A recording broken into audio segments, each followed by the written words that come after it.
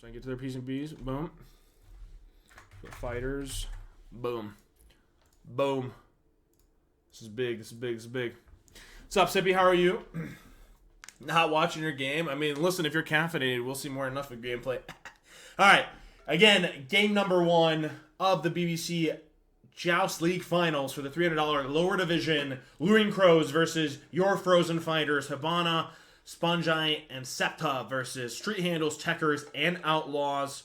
Very stereotypical bands. The only thing that really catches my eye is that Afro band. A little interesting that we're immediately banning Afro versus maybe going after a typical LaFay band possibly.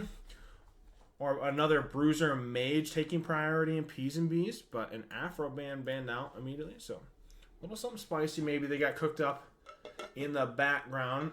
Aaron94, welcome. Appreciate the follow. Does anyone on the blue team play Afro? I don't know. Guess we're here to find out, right? Guess we're here to find out. Now keep in mind, guys, this is all the marbles. Up to this point, we had 6 weeks of league play prepping for the seeding for this tournament. This is where you're playing for money. Both the bottom and upper divisions are playing for cash. Cash is on the line. So I expect to see the very best from all these teams trying to secure some of that money at the final or at the end of all of this. All that work, all this preparation for this moment in time. These P's and B's should be pivotal.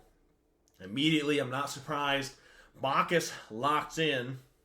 A phenomenal front line, ton of anti-heal pressure set up with that knockup, probably being arguably one of the best setup or CC in the game. An immediate response, instead of Ganesh or any kind of silence or root, looked into a Horus. I love the mobility. I think this god is underrated with the Prot Shred, the single target CC setup. Chad, I appreciate the sub. Welcome. Baron Samdi hovered. Now this Bruiser Mage, phenomenal. If you're contacting those 2s, the healing for your team, the movement speed, and the mitigation that was recently buffed in 2 or 3 patches ago for that Baron ult. Phenomenal draft already started. I love this pick. As soon as that Bacchus flops, there's immediate punish with a Baron Snake ult Horus CC. Now I'm looking at that 3rd pick spot for the fighters. You're gonna have either a big burst mage or possible assassin ADC. I want to see DPS. Obviously 3rd spot. You're gonna stereotypically see that across all P's and B's for all these games. DPS being picked last, more so your Bruiser Mage or set up in the top 2. And they're rounding these team comps off. Crows definitely taking their time to think about what they want to do here to punish the top 2 pick. I'm not surprised by this pick at all. Immediately locking in this LaFay. LaFay and most Bruiser Mages always picked up with that Vamp, Pythags, Breastplate, Genji, Typhon's build. That Bruiser build does a ton of damage, tanky as hell. Again, though, you got to think that Baron root into ult or the solo target CC. They have the tools on each team to kind of put in a ton of work here. Only finals are best of 3 for the lower division so for this section. Only finals are best of 3. So these are all best of 1s. It's the upper division will have best of 3 for semis and finals. So good question, Gambu. Sponge is the GOAT. I guess we're about to see that. About to see. Both these teams have excellent drafts. They have all the tools. And again, for anybody that was kind of wondering, yes, you do. 100% get best of 3 for semis and finals for the upper division. Obviously giving you guys more time. I am shocked, by the way, that a Persephone was kind of hovered, but makes it through P's and B stages to a possible pickup here. The ton of area AoE damage and just lane control that god would offer if they do that. I don't know if you want to do that, though, considering you're basically playing against 2 tanks or Bruiser-esque with this Bacchus LaFay. Definitely taking their time to think about it. They hovered it for a second. But what I was about to say for the upper division, guys, keep in mind there wasn't a dead set time for the $700 portion of that because all 18 teams will be playing tonight. This first bracket or lower division will play, and then directly after the finals, we'll start basically the whole new section. round 1 will start for the upper division. I just don't know the dead set time, which is when this section of it ends. There's only 18 teams, so I'm expecting to go quickly, but you never know. I'm not surprised. So what I was about to say, and I was kind of on to the portion of, was not picking a. Hold on.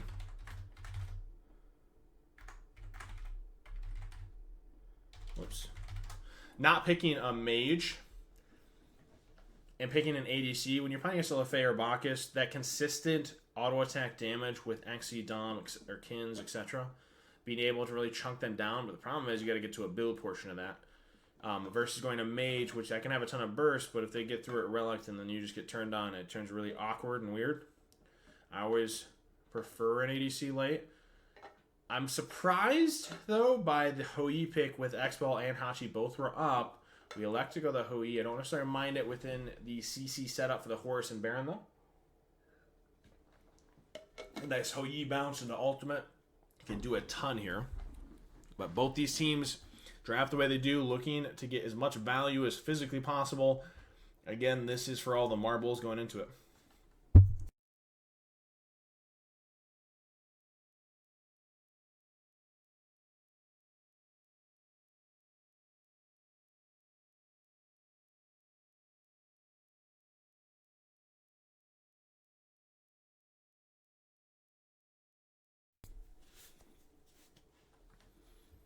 No. A few individuals stepped down, Sippy, so these are guys filled in that were either already subbed or signed up previously as reserves. These are not name changes at all. We had to make some corrections with some last minute dropouts. Anyway, game number 1, $300 final, lower division, Luring Crows versus the Frozen Fighters. Let's go, Sponge. Love that. Can one of my admins do me a favor? Can one of you guys actually throw up a prediction, if possible? Because these games are all live. Throw up a prediction for who we think is going to win at game number 1 of this. Big leagues. What's up, Rob? How are you, sir? Like I said, this is only the beginning of what we're trying to do. While we're waiting for this game to load in, we will be doing a much larger tournament in January toward the end of it for a big several $1,000 Joust tournament, in addition to another Joust split, hopefully starting in the beginning of February. Stay tuned for all that information in the Discord and through the Twitch. We'll be posting all of that, as well as we will be doing, after talking about it with everybody else, we will be doing a Christmas giveaway. So I'm really excited to everyone that is subbed and has supported the stream throughout the 12 months, aka full year that we have done. I'm just really excited to do the opportunity of basically doing a mini Christmas, giving back to you guys.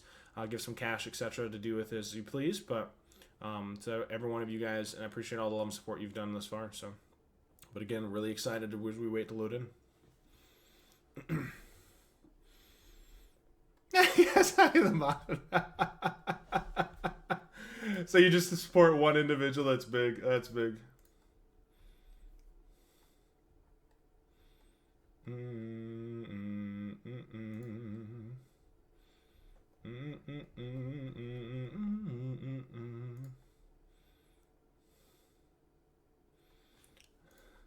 I'm just waiting for this game to load in. K-Money Chicken, can you guys make sure they have low spectate delay or no delay, please? So we don't wait here for a century to load in these games. Please and thank you.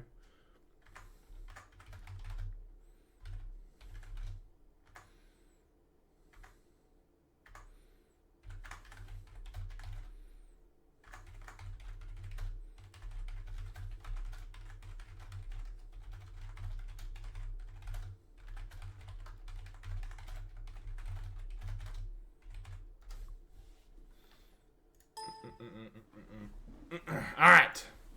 Boom. Game number 1. Bop. Boom. Top damage. What? Yeah, that takes a second.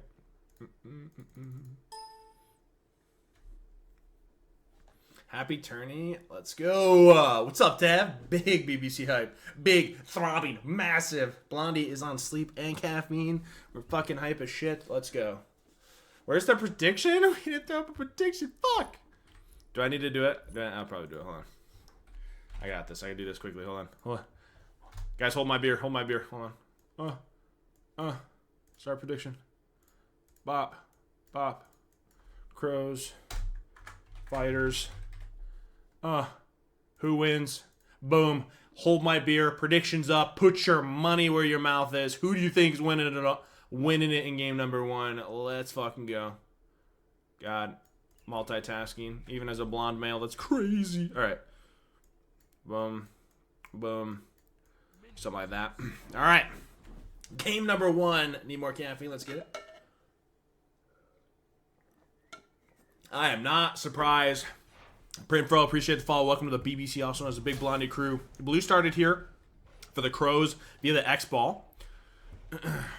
Red is being pulled. Does he secure it, though?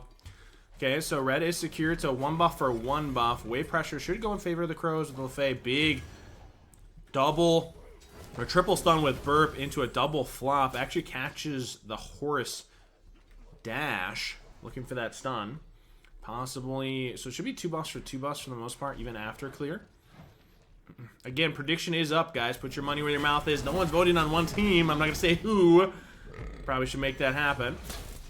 Big stun. Here's that target for the Bacchus. It isn't enough damage. It is with the Protred from the Horus setup. First blood immediately goes to the fighters. That is a big pickup. We secure immediately 2 buffs as well. A good swing here for the Frozen Fighters.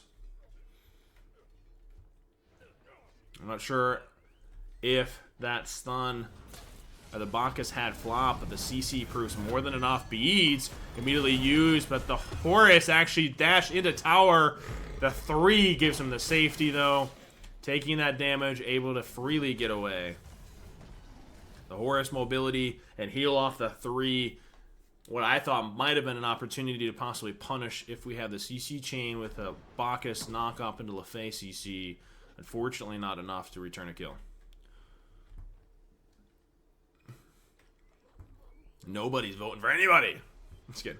It's alright. It's alright. We got to learn. We got to get more hype behind it. It's fine. I get it. That is big first blood, though. It is on the Baron. I would like to see that go onto the ADC. However, I'm not upset about it. Baron Brew gonna do a ton here for this roster. I'm not really surprised by any of the builds here. Nothing really catching my eye. I think the only thing that is really catching my eye is LaFay not opting to go what we would have seen or thought to go. That Bruiser build being that Vamp, Pythax, Breastplate, Genji, Typhons build, allowing a ton of tankiness, damage, etc. Electing to go this double DPS, aka traditional team comp setting for the Crows.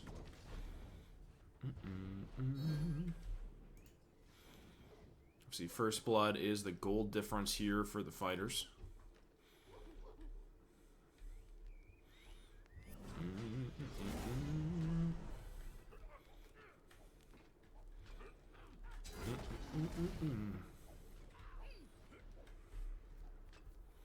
Alright. Not really expecting much of anything. Obviously, this is a double tank, so we have Thebes already on the Baron looking to stack it. Getting a couple stacks from that wave. 6 stacks already. That's big. Baron 2 a little off the mark. How are you looking for that triple bounce? I'm unfortunately not able to contact anyone. My eyes are always going to be on, do we punish this Bacchus post-flop or after he flops in? Hoya gets that triple bounce. But can we get any real setup onto this double DPS comp? Punish this LaFay or X-Ball, knowing that they're full damage with either Horus Stun or Baron Root onto this LaFay. Knowing she doesn't have bead, she does have ult now. Blue could be a possible invade.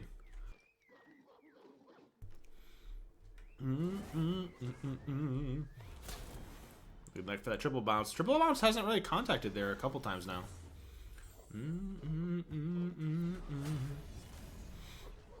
It is notable the Crows were able to steal away the red buff, be the X ball from the Ho Yi. Brackets are in the Discord, Carbon. Either that, we can have one of the admins post it as a command, but that will obviously have to be continually updated. So you do exclamation mark Discord. Bacchus immediately punished via the Baron ult. Isn't enough though. Ho Yi ult should secure it. So a ton invested for a second kill onto Sponge. Almost gets away. Hou forced to ult to secure it.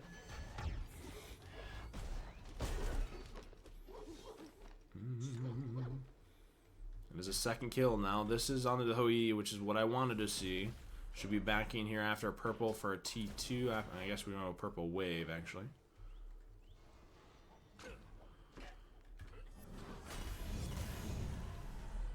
X-Ball getting started, immediately going into dominance, waiting for that X-Ball dash. Good discipline, waiting for the Baron to force down connects. However, he was already in the CC immunity of the X-Ball dash.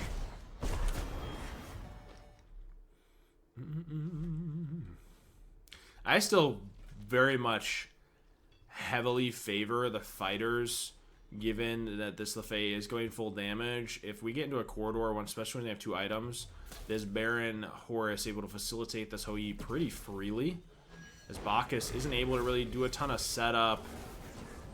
Good Baron too. He's not going to be able to do a ton of setup because if he flops in, he's immediately going to be blown up with a Baron Root and a Horus full CC, which is Prot Shred into Baron All, Hou, etc. So the Bacchus isn't really able to facilitate. I would have liked to see the Lefay going a Bruiser build, knowing that. It's a decent stun of the Hou.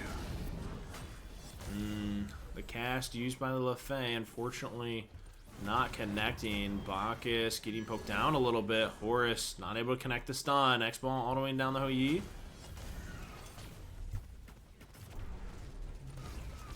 So Baron ult used to pull on the Bacchus. X-Ball ults in response, trying to buy some of that safety and separation. Horn Shard pop by the Lefay. Hou looking for that triple bounce, unable to connect. Baron incredibly healthy here as red spawns. Gotta be a little careful. He was looking for a cheeky bounce on the catch of the Lefay, but X-Ball freely autoing down. Might actually spell red. Horus stays, so 2v2. Baron able to steal it. Unfortunately not able to out-secure.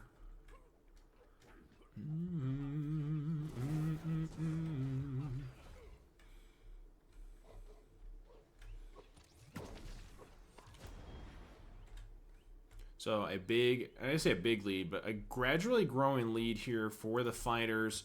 It's what you want to see out of this Hou. I want to see maybe 1 or 2, at least 1 more punish onto this Bacchus. We keep him under leveled. They're not gonna, like I mentioned, not gonna have a ton of initiation here for the Crows. Feed this Hou a little bit further here. Already has Ozzy, so potential pick onto the Bacchus could mean a bull pull. We are pathing to jungle. I wonder how we're going to utilize this Horus ult. Is another thing I want to kind of keep an eye out for. Baron connects. The X-Ball immediately blown up off of the stun from the Baron. Really well played. Hou able to connect the double bounce on that wall.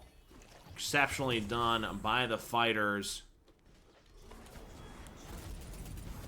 It is notable, not only do we get that pick, we also forced his beads as well, so his beads will be down once again for yet another interaction or fight. Horus is a little split here, gotta be a little careful. Should result in a purple buff. Now X-Ball is just hovering to make sure they don't pull bull, and they shouldn't. Faye clearing full wave. There's yet another kill onto this Hou. Like I mentioned, there's that yet another pick. That one onto the X-Ball. If we pick this Bacchus off a post-flop here, we could easily pull bull, get T1, and make a pretty good lead for ourselves if we're the fighters. If we're the Crows, we got to see a little bit of initiation. This poke, we're getting outranged consistently. Maybe get a big CC combo off Bacchus flop, which is risky, but immediately into Lefay. It's going to have to be an all-in. There's that Baron all. The X-Ball didn't have beads. The shell might prove more than enough to save him, and does. Really well done. Hou looking for that little cheeky bounce in the outskirts, not able to connect it. Really good shell here by the Bacchus, allowing his X-Ball to survive.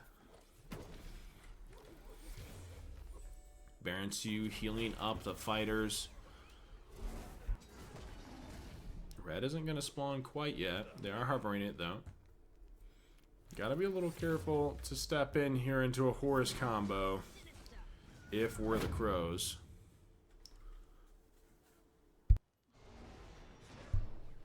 Faye doing her very best to poke the enemy team down. Hoi connecting a double bounce onto LaFay, poking her down a little bit. Baron 2 off the mark. Red is up. Shells are both down. Late game sponge on top. There you go. Red is secure via an all-in for the fighters. Horus should be able to just 3 away. Just waiting safely.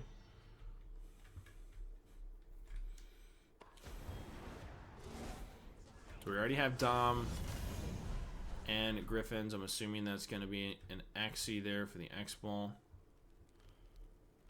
There's not much on the map besides your own blue. Crow's going to step off and look for that right away. I'm still looking for a cheeky use of Horus Alt. Maybe a possible Horus Alt from Bull. Waves pushing under. They wanted to make sure that they weren't on it. Hoi elects to go this Fail Knot. 20% cooldown on the passive for the ultimate ability. A little something cheeky.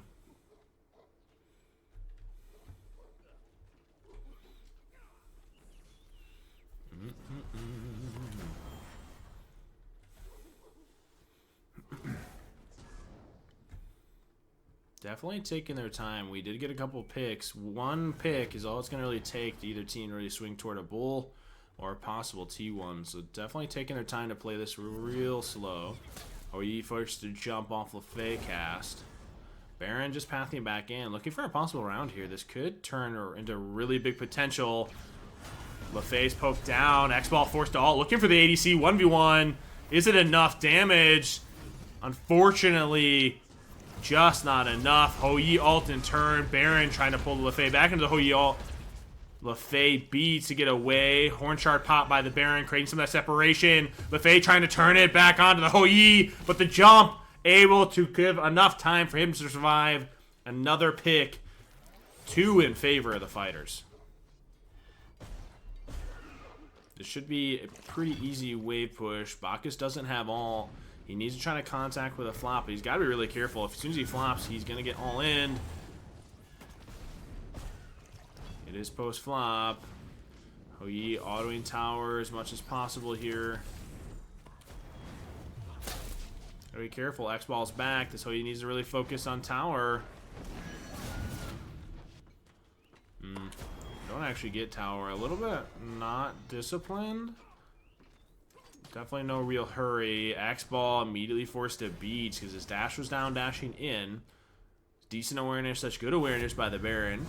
So both beats are down on both DPSs. Turns into a big team fight here. If you're the fighters in preparation. X-Ball will just... Our Baron was making sure no one tried to invade. Slash pulled bull. Purple's up, X-Ball pathing over. Still waiting for a cheeky use of this Horus Ult. Via Techers. Mass, what's up, baby? I miss you, dude. Hope you're doing well. Appreciate that. The sub, that's 5 months. Legend, original OG, baby. Red is pulled and secured by the X-Ball. Sorry, I was taking a drink of caffeine. Does already have purple on him, so it should immediately go to the LaFay.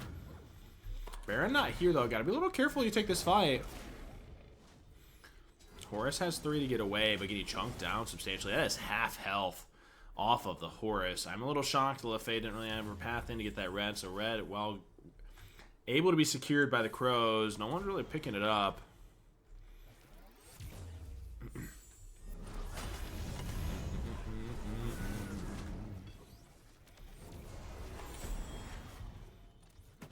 Hoi actually got a double bounce or bounce onto that LaFay and a little poke. Baron 2 off the mark. Ton of damage onto the Bacchus. That's half health. Contagious pop. That is a heavenly popped here by the fighters. Try to close gap. Bacchus doesn't have flop. Gets stunned on the Hoi ult by Baron ult, followed by Horus 2. The shell used to allow the Horus to escape and survive. Looking for that ADC 1v1. Gotta be careful. Aegis Forest. X-Ball is alone. Fighters are low, however. Do we have enough?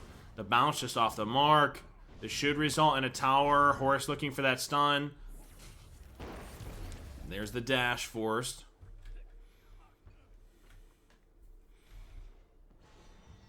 You have 2 down still. Bacchus just spawning. X-Ball forced to back. This is a immediate bull pull here by the fighters. T1 is down.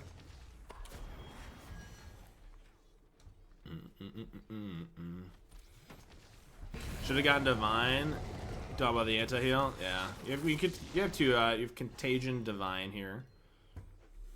Not thrilling. Obviously looking to a Demon Blade here for the X-Ball. Unfortunately, it might be a little too much too late. So T1 and Bull secured this next big push here for the fighters. I'm going to note this Baron build obviously went into a Lotus Sickle, followed by almost what you'd see as a full damage following.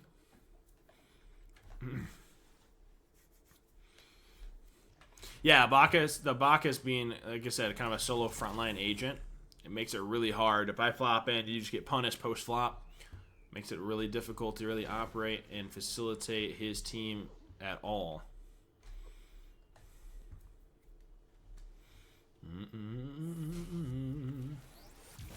Baron in a nice little 2 for this full team.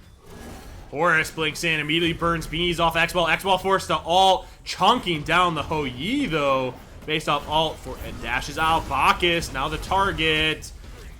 A pick turns into the fighters. We still have Bull. Hou Yi got contacted by the Lefay 3.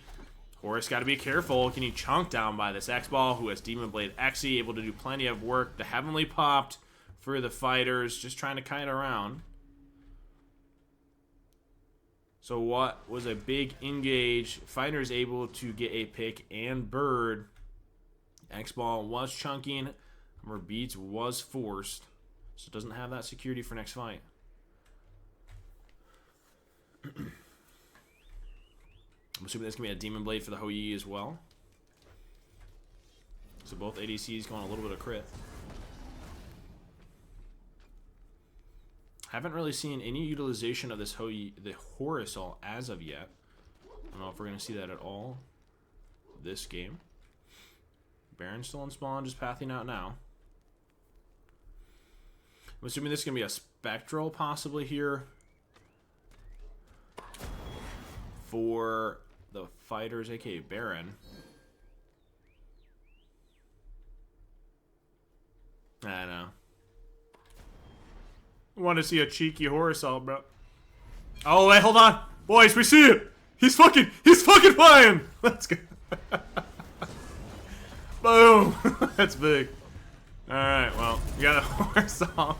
Say it and you shall receive. X-Ball immediately ults to try to create some separation. Bacchus has to be careful. He flops. He's immediately going to be pulled in and is. Beats forced. Baron 2 contacts just secures the kill for the fighters. Horus on off the mark. X-Ball chunking down this Hou Yi. Forces them to back off. The shall use via the Horus to try to create any kind of survivability. Baron, more than enough damage. You have to be careful. This is a Baron that has damage cooked into his kit. The Hou Yi elects to stay, able to secure the kill with the setup from his team. Lefay Beads use a full fire wave. What seems an impossible task, and is GG. Frozen Fighters taking game number 1. All those minions. That's true. Take that fire wave on in, baby. It's big. Let me take a look at this bracket. Let me take a little sneak peek. Where do we post brackets, by the way? Yeah, I just gotta pull up challenge. Hold on. Hold on, boys. Hold on. Flip. Take a look at that. Did I ever move camera, by the way? Get your votes in. That is 2 minutes. Who do you think's gonna win this game? Sirens versus Warriors. Plenty of meta picks locked in. Raijin Both teams electing to start their blue. Disco casting over the wall, helping that Camazotz clear quickly. Both, the notable part of both of these drafts, both mages going full damage. A big disco cast. The Strife one contacting both the Hachi and the Raijin. That is a massive poke leading into the red. Obviously all of that was used instead of wave clear. Potch taking both frontline Guardians have shell.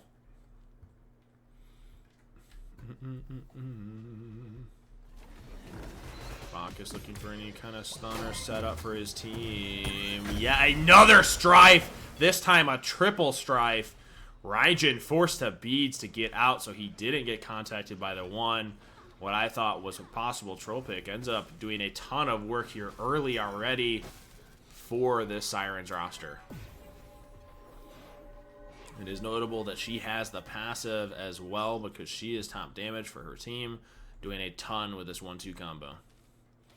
Kiran picking up the red. I am a little surprised that Camazotz isn't electing to dash or jump that final tick of the Bacchus burp to make sure he doesn't get stunned out so he doesn't get full contacted by the Raijin. Hold on, this might be a possible backstop, but unfortunately not able to catch it.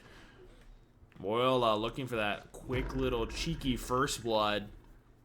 Just getting the back off in time.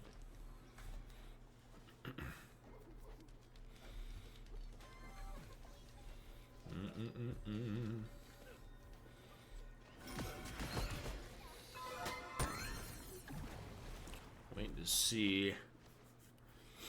Again, a Thieves for the Bacchus will be a cloak for the mitigations on this Kiran. Level 5 already ticked over for the Disco. Purple already secured here by the Siren, so it should be a 3 buff. Red, purple, and blue going in favor of the Sirens. A minor lead. Not a massive one, but still something, a little something to give. Altar ticked over. Hachi. Raijin looks like the only one without ult.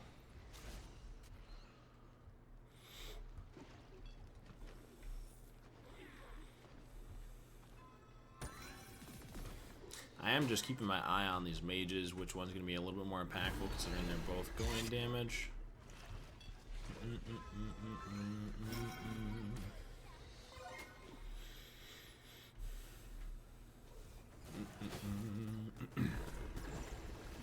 Kiran, both frontliners, Kiran and Camazotz, forced to jump away as the silence was used on the Raijin.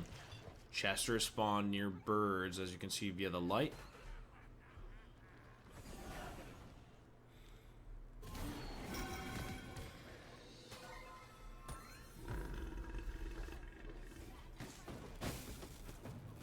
Camazotz already back for his full Thieves. Blues are spawned for both teams. Mages jump over the wall, starting that. Should be full first items for all 6 players, both teams. Chester being pulled to lane. It's good awareness here by the Sirens.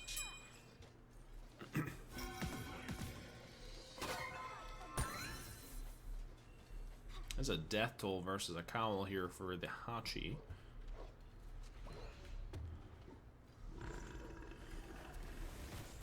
So Desolation picked up by the Raijin, looking for that 20%, obviously 20% cooldown on both mages here. Red just spawned.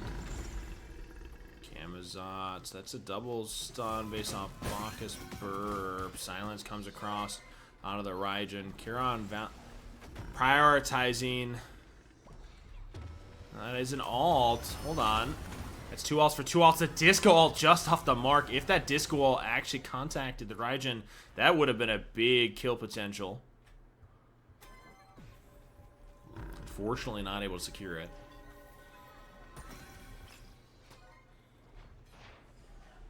Should be an easy red buff. That would have been big first blood here. Camazotz Amish should have been able to dive pretty freely if the disco ult didn't finish that kill.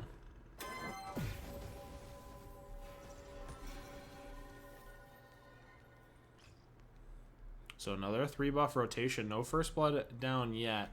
Lead, however minor it might be, still slowly creeping up here for the Sirens based off these buff rotations. The blue, the only thing being secured here by the Warriors.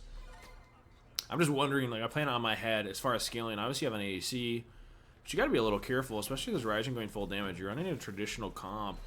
Maybe if you get to real late, that's a possibility, but the mid game especially, I'm favoring very heavily the Sirens, especially as they build this lead with this Charon Camazotz dive. Mix that in with just occasionally casting from the Disco. They should have more than enough damage if they're able to get a hold of this Hachi or Raijin.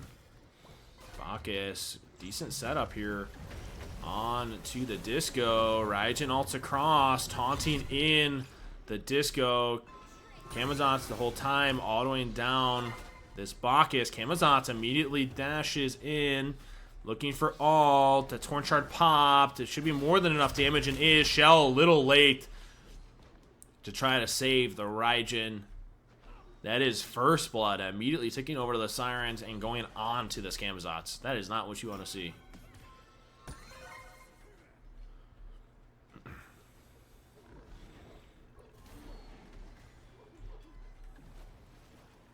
Blue spawning, ward coverage, sentry, and regular ward here for the Warriors. Worried about that dive.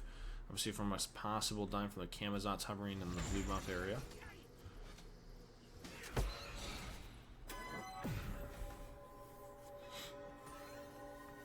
I don't think even if the Bacchus timed that shell a little sooner, if the Raijin would have survived, I think he's dead regardless due to the Charon base damage. A little unfortunate. This range poke, via the Charon onto this double DPS is going to be oppressive. Oh my gosh, the Disco damage onto that Raijin. Bacchus is hovering. You got to be a little careful. The damage, full contact, the Disco ult just off the mark though. Hachi forced to ult. So this Camazotz doesn't have ult, otherwise he would have easily looked for this double kill. He is hovering though. Raijin ult. Camazotz able to get the skill shot. The Raijin look for that all in on to the Charon. Able to survive while the Camazotz rolls behind. The Charon tanking the Raijin ult and tower for the Camazotz getting a double kill. That is 3 kills onto a Camazotz. Probably the last thing you want to see if I am the Warriors.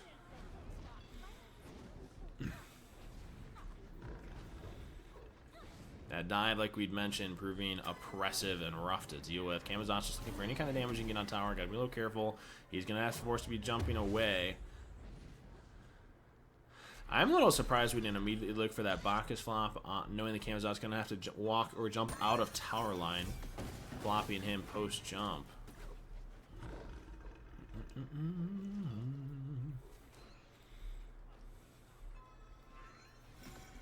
I love the oppression. Yeah, you love oppression because it gives people depression? Is that what you're going for? That's a decent amount of damage from the Disco. Camazotz 2 connects with the slow. He does have ult. Disco immediately ults. The ult connects onto the Hachi. A possible change in targets. Raijin forced the beads. More than enough damage, even if he had dash up again. Camazotz ults try to close gap for the Bacchus. Is he able to turn this? Bacchus ults. That stun comes through. Hachi's hovering. The banner. Range ones. More than enough. A good kill. Possible transition of a lead. Love to see that possible line at the end of the tunnel. If for the Warriors. A little bit of an overextension here by Voyola on this Camazotz. It was an interesting play for sure. This is quarterfinals. Obviously, we have 18 teams, both the lower and upper division will be playing today. This is just the lower division. We have plenty of more than enough gameplay. You'll be seeing all 18 teams playing tonight. The quarterfinals of the lower division. Once the lower division bracket finishes, then we're going to go into the upper division and answer your question. Blue buffs are spawning. The full Warriors team waiting here for their own. Camazotz is hovering. Contacts both 1 and 2 for the slow. Doesn't have ult, not willing to jump in. Wave going under tower. They're wrapping here.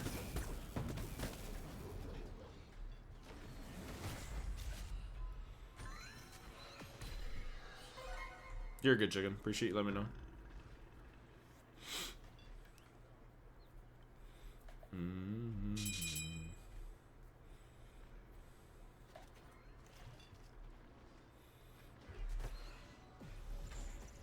You have another wave pushing. Raijin's got to clear that. The silence. Silence is out. The Raijin one. They're able to clear anyway.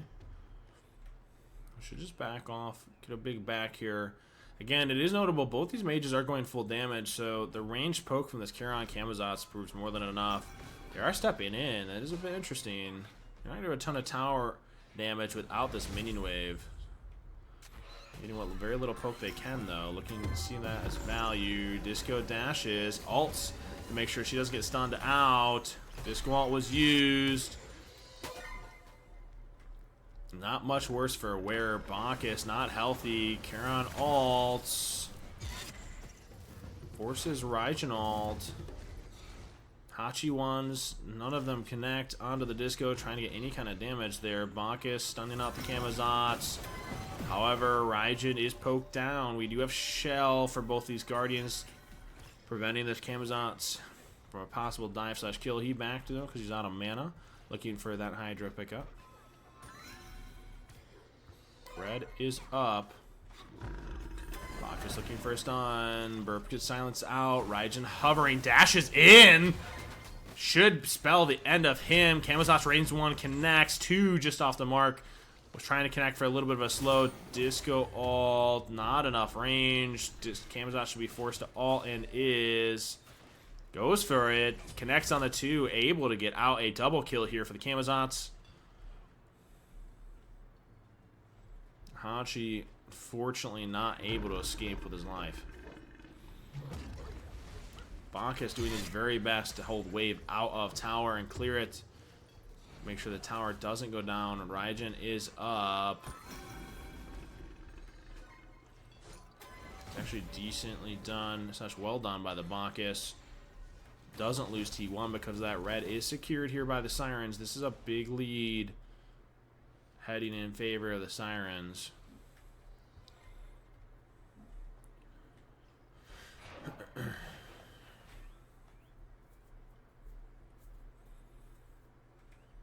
Talking about Genji's because of the magical defense, dealing with the double magical. I always agree. If you're playing, I think people have to be adjust their builds a little bit more. You're playing into a double magical. I think you should go your magical defense item first before going Fizz.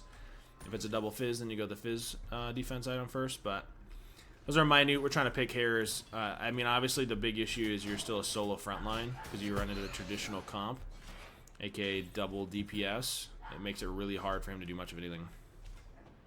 Both Chesters are pulled. This is notable, though. Charon is getting all in. The Raijin dashed in. Disco ult and Charon ult comes across this Raijin. More than enough damage. Camazotz wasn't even needed. Blink hits off. Hachi ults. Tries to get away. Still has dash. There's a tower shot waiting for him at the end of it. More than enough damage, though. 2 kills and T1. Swinging yet more in the favor of the Sirens. Raijin down for 12. Camazotz hovers over to Bull. Charon Disco clear wave.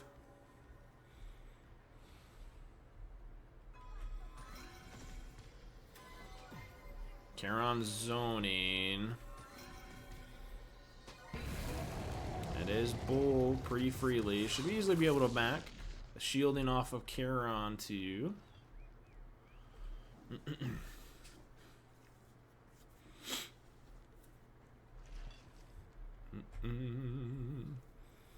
I don't really see a win condition here as far as itemizations. You're just getting second relics here. You still don't have second relic here for the Raijin. He's kind of being soloed out by the farm. They're going to be able to push this bird before Raijin even has second, which is a big deal. He doesn't have a ton of safety, if any, for this Disco ult. So, if, like you just saw before T1, if this Disco gets cast onto this Raijin, he's pretty well dead. Camazotz zoning 2, while the Charon Disco deal with this Bacchus. The Disco ult from downtown actually contacts the Hachi. Crazy distance. Honestly, I thought it would have died out before it even reached there. Raijin forced to ult. See, there's more than enough damage. You're not a tank. You're a full damage Raijin. The Charon ult plus Camazot's damage, more than enough. Should be easily GG's here for the Sirens. Good disco dash for the immunity on the Bacchus flop. They're looking to end. Stayed in the dash for the extra cooldown. Dashes again. This should be GG's. Hachi just spawns. Game number 2, AK quarterfinals, going to the Sirens with Vendetta, Voyola, and Shocks. Camazot's 9-1-1. Really well done by both teams. Pay out that prediction before I forget. Boom. Sirens winning that game. My points, GG.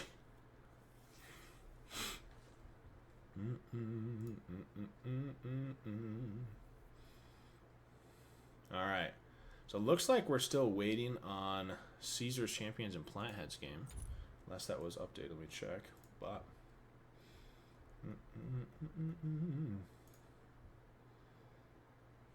looks like we are still waiting. Let's quick. My life savings. Fuck. They are still in game. Let's take a quick peek at this game, huh? It's tense. Oh, that's what we like to hear. Like tense moments. Let's get into it. So just for some clarification, because obviously we're always trying to make sure everyone's on the same page. We had a team member last minute for...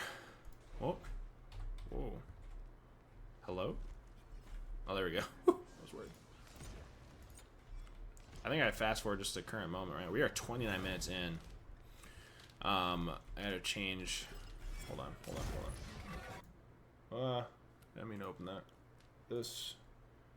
I'm looking at team names. Champions. Right? No. Hold on. Why did I do that again? You. It's P. Oh, I got the bug of seeing nobody. That's crazy. How does it do that? Sorry. Alright.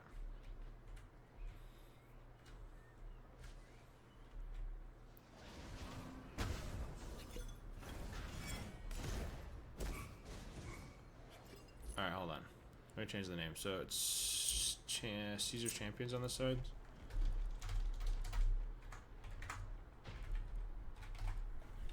And then Flatheads. Alright. There we go. Oh. There we go. Alright, we fixed it. Oh, my blonde hair's going to my head. Boom. There we go. Can I mod Amadeus? Yeah, give me a second. In between games, I'll do it directly after this one. Is that okay? I will 100% do that. Yeah, it is P. Thank you, Star. I appreciate that. I'm just dumb. My blonde hair is going to my head tonight. Any more caffeine? Get a rage! You guys, such a long night. You got money on Pitbull. Take your time. Yeah, 100% remind me directly after this game. So, all right, so obviously just to be clear on all this, because obviously you guys see K Money, he is one of the super admins. We had a last minute dropout here, and we ran out of reserves. So K Money is stepping in, lost admin proofs, and he is playing in this. So it's FYI as to what happened and what went down. It's not me trying to win money back. All right, so Platheads versus the Caesar Champions. You are at a 31-minute game. You have a Surcat, Achilles, Atlas. That is 3 bruisers. That is 3 bruisers. Wow. Versus, obviously, what would be seen as 2 DPS. There's a 3k pot damage on an Atlas. This is a hell of a long game. The hard part is like the kill potential, right? You have 3 tanks, and one of them's got alternate. To kill this Plathead team is rough. But if you ever do, you end up killing one and you target that properly. Obviously, you want to target not the Atlas who's got... I mean, the Achilles has to be our target, right? Achilles has to be the target mainly because he's got several damage items online. He doesn't have alternate, but you have alternate here. So I want to punish this Achilles if I am the champions. What I was going to say is the champions, Caesar's champions, because they have an ADC, if we do win a team fight this late, it's pretty much curtains as long as the ADC is alive. Jing Chen pulled the CC down a little bit. Poked out a little bit, but in turn, the Achilles poked down as well. Yeah, I would agree. The Achilles has to be the target if I'm the Caesar's champions. In turn, if I'm the Platheads, I mean, being bruisers, Jing Chen's the last person I want to get my hands on. I want to force this Baba alternate timeline or get a hold of this on her, but it's hard to do so. I mean, you have these blinks. I want this Achilles healthy to do that. You have Sundering Axes on the Jing Chen. I want to kind of do this, right? Something like that. Not really. It doesn't feel right either. I don't even know how to arrange that. And Baba pulled back. There's just as much of a very timid game.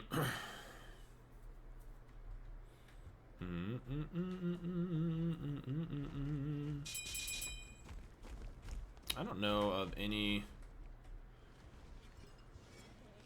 It's just hard because it's one of those where the on her has to be the one to chunk this down. I mean, Baba's gonna be poking down the enemy team, has Soul Reaver, has the 40% pen between Coin and Obshard. So she's going to be able to poke it down, but she will not be able to secure a kill unless it's misplayed because of the dashes off the Platheads. This on her has to be the one to secure it. Or will he get aggressive? But if he gets aggressive and makes that happen, he's also at risk of dying himself. It's definitely a catch-22. He hasn't finished Cloak. He is at 29 stacks, and you are 34 minutes into a game. That is 100%. There's that pick. Like I'd mentioned, the on-her pillar catches the Achilles execution. That is a possible misplay. On her, though, trying to find any way to survive. The CC Muni alt. Is that a second kill? The alternate timeline used. The Serket jumps in and secures the kill. Are we able to catch? We don't. We have to kill this Atlas. You got the alternate timeline that could be a 2-for-1. The breath off the mark via the Jing Chen. The fire blink, though, comes through. Serket should be able to get away freely. I wanted to see them get to that wave. You're never going to catch that Serket. That is what's two things. You picked the double tank, but you got this alternate timeline. You still have yours, and you picked two. This is a big fight there. However, you did not keep the ADC, so you don't win the game, but it sets you up for the next fight. So you can feel a lot more confident. In turn, if I'm the Platheads, you got both relics off of that on her, so on her has to be the target now because you still have alternate timeline and relic on this Baba Yaga. We immediately pull Bull. I'm not thrilled about this. You do not have burn for this without the on her. And Achilles will be pathing in. On her still down for 6. This is not a phenomenal idea. I'm not thrilled by it. Serket is tanky as all hell with the mitigations from Sigil. Jing Chen ults for the Achilles. The pillar, phenomenally done. The Jing Chen ult throwing the Achilles back. Pillar block with the body blocks into the corner. That is a big pick. That is 60 seconds that they have the opportunity to make a big play here. Serket stops back. It's on her. Looking to pull the Bull. This is one of those hard moments. Serket has plenty of mobility. You have to keep the Atlas out. If they have vision, they don't, because they have a Sentry Ward to say Atlas. You possibly trying to alt steal that for a little cheeky something, but not able to without vision. Good Sentry Ward there by the champions. Looking to step in. Again, a 36-minute quarterfinal game.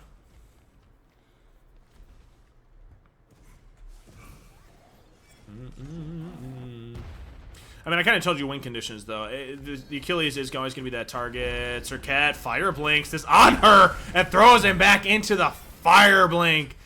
Able to secure a big pick. Atlas gets away as well. We did get Bull here if we're the champions, but not able to secure the game. Really well played by the Serket. Serket got a little active, forcing the Baba ult. She still has beads and alternate timeline. You got to be a little careful. Achilles is here, though. The On Her is still down for a 40. I don't really think we do much of anything. Jing Chen ults the Atlas away. It should pretty much end on that. You don't really kill anyone here. If on the plat heads, your target has to be On Her. On Her has both relics and is spawning in 20 seconds. We have a Fire Wave. Our clears aren't phenomenal. Achilles trying to get active. Now keep in mind, it is notable.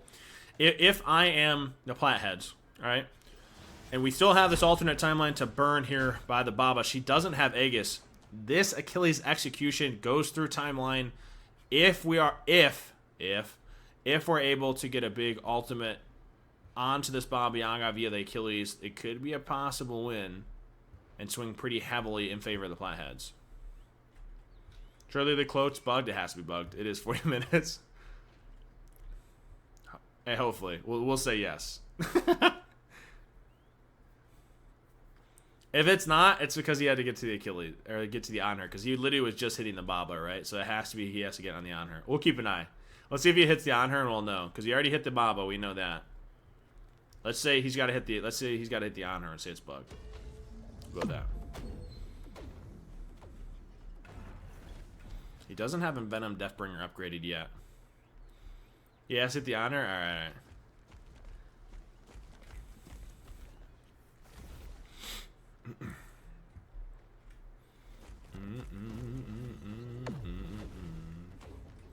Cirquet's hovering. She does have Fire Blink, no beads. They're just waiting. Cirquet's in a good place. The Fire Blink immediately forces the beads. She stashes away, so you got beads already down. This might be a big Jing Chen ult. The Achilles just trying to get a stack. Hey, he got cloak stacked, and he's dead to the execute. Not enough. We got the cloak, but ends in a pick. Cirquet fighting for her very life on this mobility. On Her's got to be careful. He is low. He did get it stacked. That's Atlas Dash. The On Her can get a little active now. Got to be a little careful. Beads immediately forced. Does he jump it? He does. Surprised we didn't jump in. Cirquet still be chased out by the Jing Chen. Notable to point out, they're just trying to buy as much time as physically possible for this Achilles to spawn the last spear via the On Her ult, able to secure the kill. That is both tanks down, a Fire Wave pushing into the bird. This should spell GG's for Caesar Champions. Cirquet has an insurmountable hill to try to re-secure this game for his team. Atlas has a 3k damage pot in hand, but probably will never see the light of day with his On Her chunking away at the Titan. Jumps in. Cirquet ults the Baba Yaga. Baba ulting in turn. A GG for the Caesar Champions. A 40-minute banger. Oh, 40 minutes stacked. We did get it stacked. Cloak got stacked, got picked, unfortunately. That's a long game.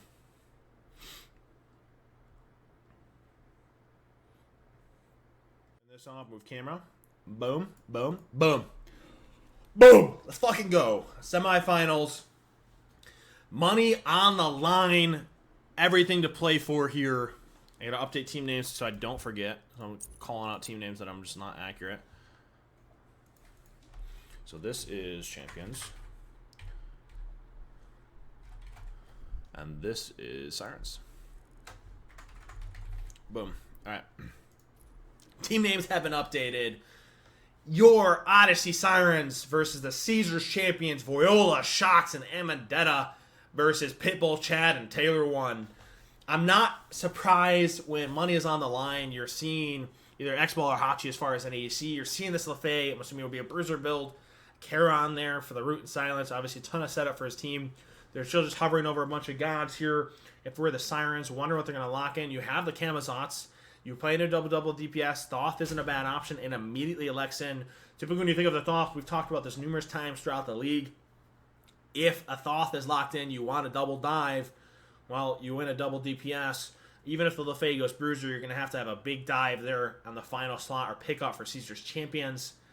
I'm interested to see as far as draft goes what we look to round that off if we're the Caesars champions to try to deal with this Thoth or kind of facilitate this X-Ball Lefay. I'm not really sure what we're going to do if we are. However, if I was going to say, I want to immediately see a Camazotz or a Thor ban, probably more so the Camazotz, and the Camazotz is immediately banned here for the Caesar champions.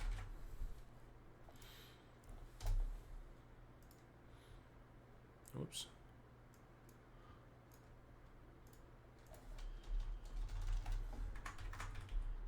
Let me throw up a prediction. Prediction is up, boys. Who do you think's going to win this game? Caesars champions versus your Odyssey Sirens. That prediction is up for 2 minutes. Put your money where your mouth is. Say it often and not often enough. Who do you think's going to take it home for the lower division semifinal game? So bans come out. Bracken, Ares, obviously that big lockdown, Guardian front line there for the Caesars champions. we love gambling. It's crazy. I am waiting to see, like I mentioned, the big pick I want to see here is for the Caesars champions. What are you doing to deal with the Sloth? Is it going to be a Blink Odin? Is it going to be something that can try to get their hands or have kill potential? I wouldn't mind a Thor. Alexa go to Xing Chen.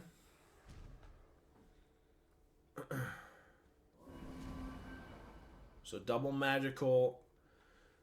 I'm interested to see how this plays out.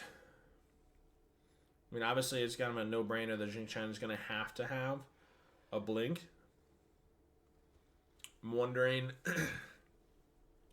They did leave the Thor open. They did leave several assassins open for that matter. There's only 2 assassins banned on P's and B's. So plenty of DPS or dive here. That's what I'm assuming I would want to look for if I'm the Sirens to deal with this Lefay X-Ball.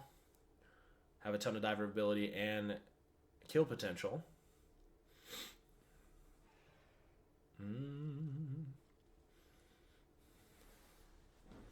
But plenty of assassins on the table still to choose from.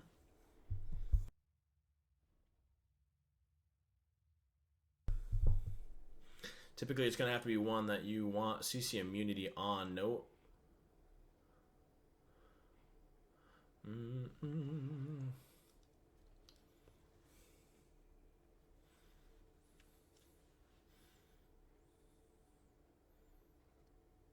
I have no idea what the queues look like, to be honest. Left the Morgan Le Fay open and P's and B's. Yeah, I mean, there's a Thor. I'm not surprised by that at all. It kind of talked about that as far as Assassin goes surrounding the draft, but I'm not surprised. I'm a little surprised as far as P's and B's. The only thing notable for me to talk about is a Baba ban. I mean, Le Fay has a ton of area AoE damage, right? Typically, you see the Raijin, the Le Fay, the Thoth banned out. But Thoth and Le Fay both making it through. We ban the Persephone and Baba Yaga. Let me change my vote. Unfortunately, not able to. This is the semifinals. KMMB. Cliff, what's up, dude? How are you, sir? But I'm a little surprised at the Baba Yaga ban. In general, again, this is best of one still. Still a best of one. Move my camera so I don't forget. Bop, bop, bop. There we go.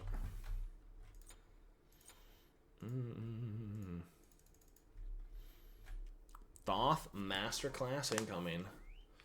Calling it out for himself. Yeah, I don't know. I mean, the Baba ban was just to leave stuff open, I guess. All right. Do this. Do this. Boom. Let's wait to see what they walk out of Spawn West. See if there's anything that catches. All right.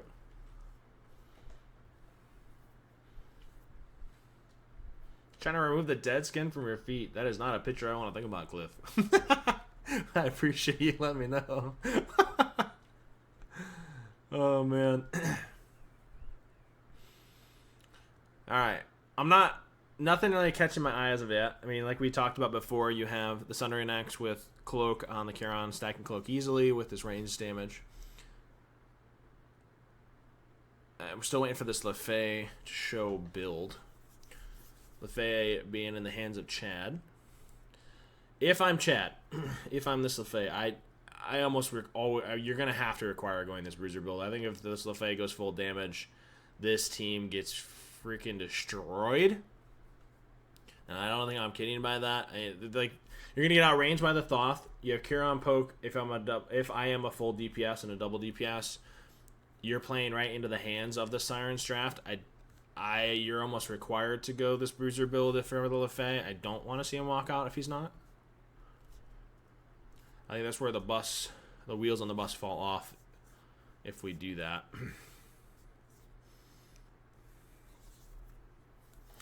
You don't think Griffin's the start? I mean, we've ADCs, and I think everyone's talked about the Griffin start in Joust, mainly because of the easy power spike, the 900 gold for second red or second buff rotation, right? Is the whole point behind it.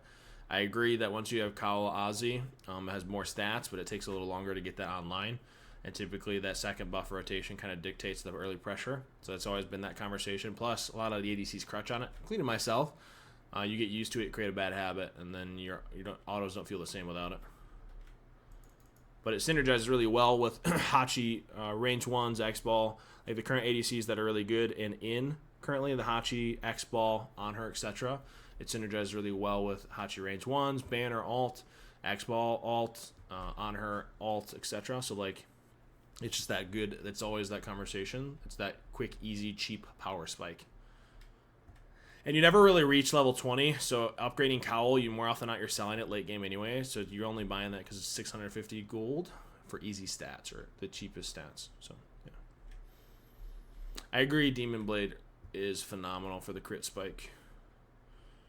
With current meta with the double dive, typically you need Dom or Exy, or for the percent pen to kind of deal with. I got the game paused to me, boys. I'm sitting here monologuing. They fucking caught me monologuing. Any more caffeine, bro? Griffin Bluestone, huh? That's interesting. Sippy. I appreciate the gifted. The 20 fat gifted. That BBC's got some fucking girth. Oh, wait, it's weird. It's weird. I don't know what happened, boys. Sorry, it's my fault. Caffeine treat me a little different. Sippy's the plug. Sippy's nutty with it. That's very generous, Sippy. Yeah. Boner. No way, geez, stop. Only admins will know. No, these two teams, this is semifinals of the lower division. But you guys gotta keep in mind, so the way the draft league is set up, first 6 weeks of league play, you're all playing for seeding. All 18 teams get to play for money still at the end. You're just playing for seeding in the league play. So all these teams are still playing. This is semifinals of the lower division. I'll pull this up while it's still paused. I'll show you. Bop, bop. So what you're looking at, this is lower $300. So bottom 10 teams after the first 10 weeks of league play are playing for $300 prize pool. So there's will be 6 teams paid out in total after tonight's tournament. So you're looking at the Sirens versus Caesars champions trying to play for that finals, aka final place for the lower division. Directly after this, we still have the top 8 teams from the full BBC Joust League playing for $700. So we have so much more gameplay still to come for tonight. We get to see the best of the best from the BBC Joust League directly after this. So really excited to see all of that. But first, let's get through the Sirens and Caesars champions. Chill with the girth, bro. What do you want me to say? So instead of girth, are we throbbing? Are we massive? Are we just, you know what I'm saying? There was 18 teams in total, so there were 9 teams per division. So the top 4 teams from each division went to the upper tournament or bracket, and then bottom 5 from each division played the $300, aka which what you're seeing now. I don't know about the best of the best is there. I mean, listen, best of the best of the Joust League. Yo, I'm not in there. Well, you better be in the next one, Nico. Also, I gotta say it. Nico. I don't know why I'm doing that, but hey. Good to see you, man. Hope you're doing well. Finally, that's what I'm saying.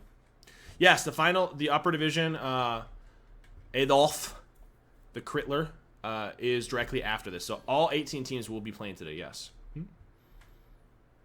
Blondie League is Mickey? Yeah, I know. It's a joke. I would joke.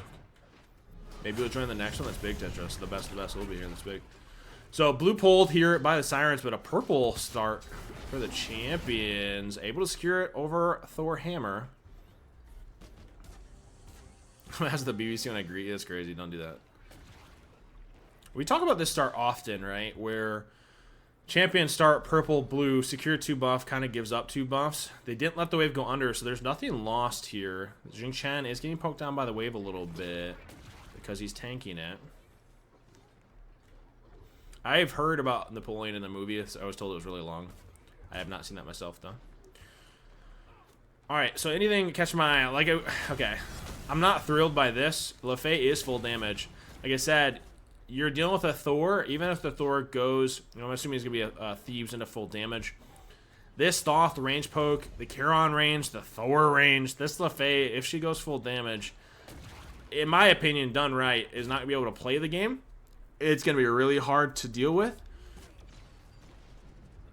And I'm worried that the Sirens pretty much get to run the map for free.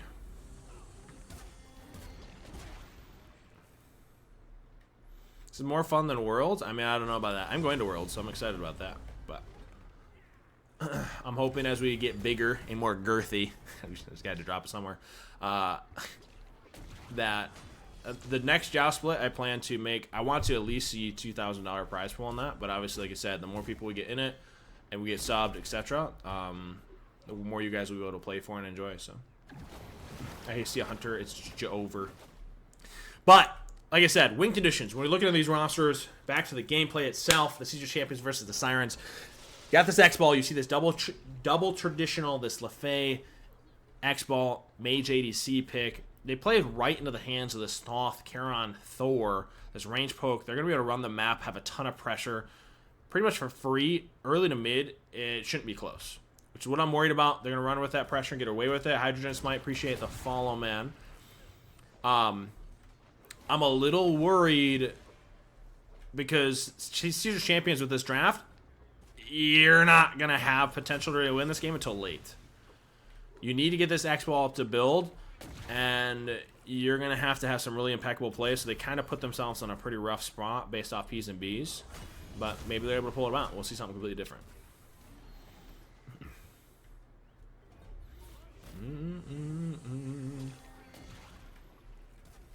Yeah, in P's and B's, the champions put themselves, they gave themselves a cliff to really climb out of. The Thor's going to be constantly poking down like that with Charon stun or silence. Thoth always poking this down. They have definitely an uphill battle. I wouldn't mind seeing this full wave clear here. Siren or champions backed. Look for a wave clear and then look for a blue buff invade. And instead, pull both Chesters and look for purple. Charon's hovering.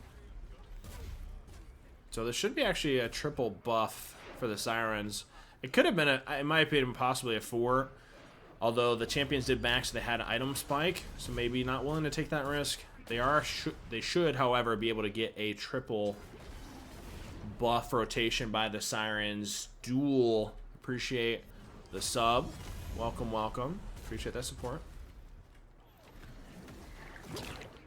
We don't yet have Thebes stacking for the Xing Chen. I'm assuming that's what he's backing for now. Got country music playing in my ear via Spotify. Unfortunately, the silence comes through onto the X-Ball. Able to wait it out, not beads. Good discipline. I think Thoth was able to charge all possible pick there, but not willing to invest it yet. Lecting to back should be full item spikes. Thebes, Cloak, Deso. So 20% cooldown, 30% cooldown for this LeFay. Electing to go Chronos Pendant.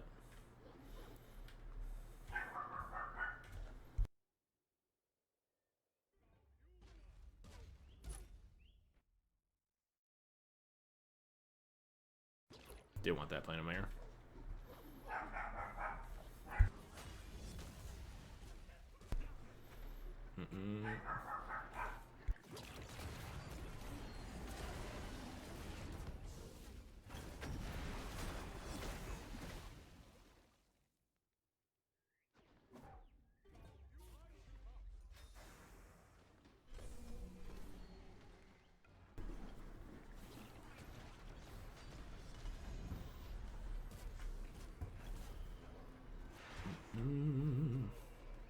That range poke proving more than enough onto this Lefay. All ultimates are up. I wonder if they try to combo that based off Thor. He was pinged out, like he's hovering. Pinged out where she was. Thor not able to get to her in time before she backs. The damage coming through onto the Jing Chen, even though he's stacked, just starting Thebes, not yet stacked. No dog cameo. We can pull the dog in later. How's that, Atomic?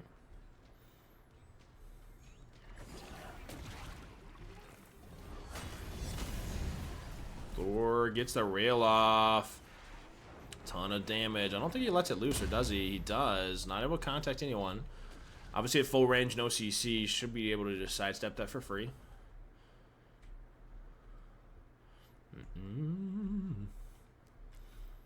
This is a little interesting. I'm assuming there's going to be a Rune Forge on this Thor. I would like to see a Genji's going to that magical, obviously dealing with the double magical. Thor throws rail down, gets a little damage via the Axe Ball onto the Thor. Do have Ward in hand for the Charon. Make sure they don't pull Bull on backs. Pulls one Chester. Champions electing to pull blue. Wards both in choke point here. This wall's fucking me up.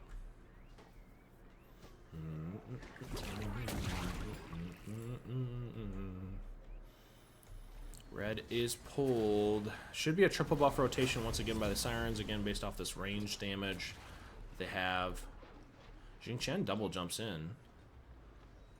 Thor just waiting to see if he can get attack contact onto the Lefay. That trade still going in favor of the Sirens, even though they were the ones that sought the extension.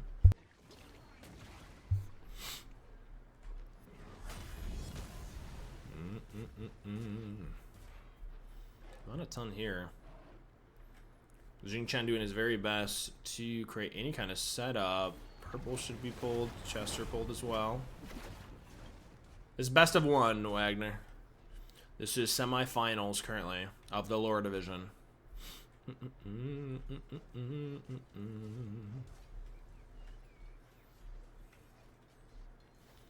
So there's that 3-buff rotation we talked about. This is a slow recruit. There is no first blood yet, so this is a slow increase there based off these 3-buff rotations by the Sirens, just slowly waiting it out, trying to get to that second relic spike, which they're hit first.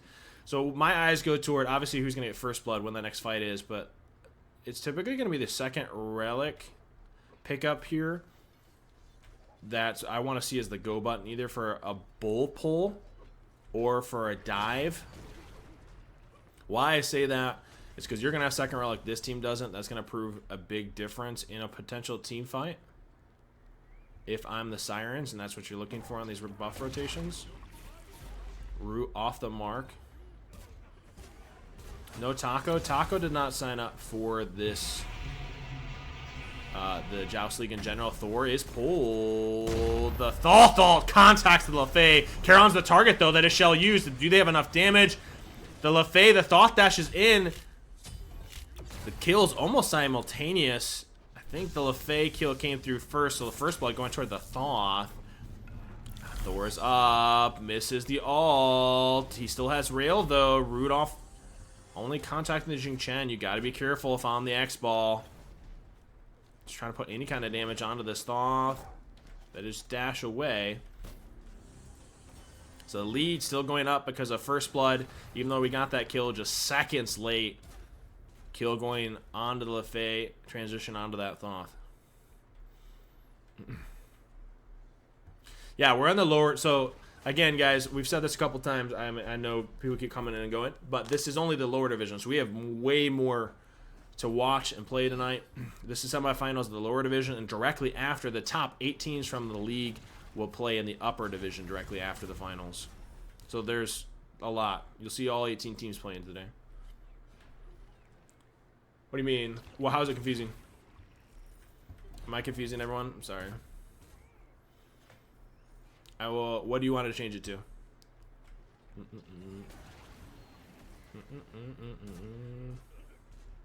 It's the final game. Do you think we just put tournament? A tournament. I'll put tournament. Hold on. Oh, guys, I got you all that. Oh, oh. Boom, boom. Better? Part 1.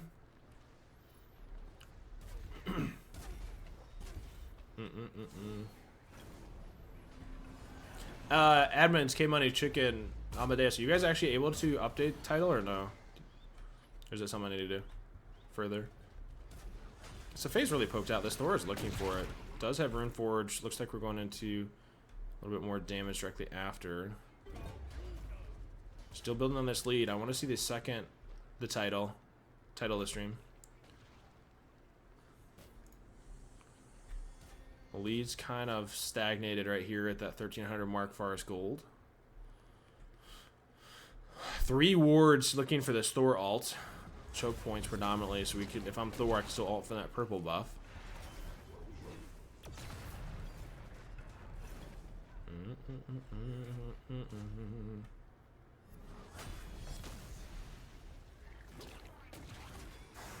Jing Chen alts.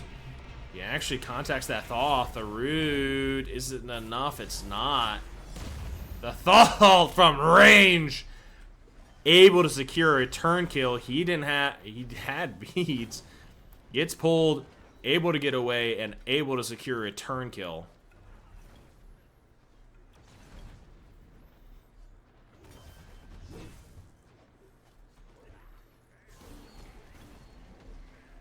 Just trying to push that wave under. Jing Chen tanking up the wave for the X ball. They have a hunter? Yeah, true. And when it was good discipline, the Jing Chen was able to contact, pulls him in, able to get a root. But a lot of that comes from the Charon stepping into tank tower before the Thoth went under. Which is another important part of why he didn't die.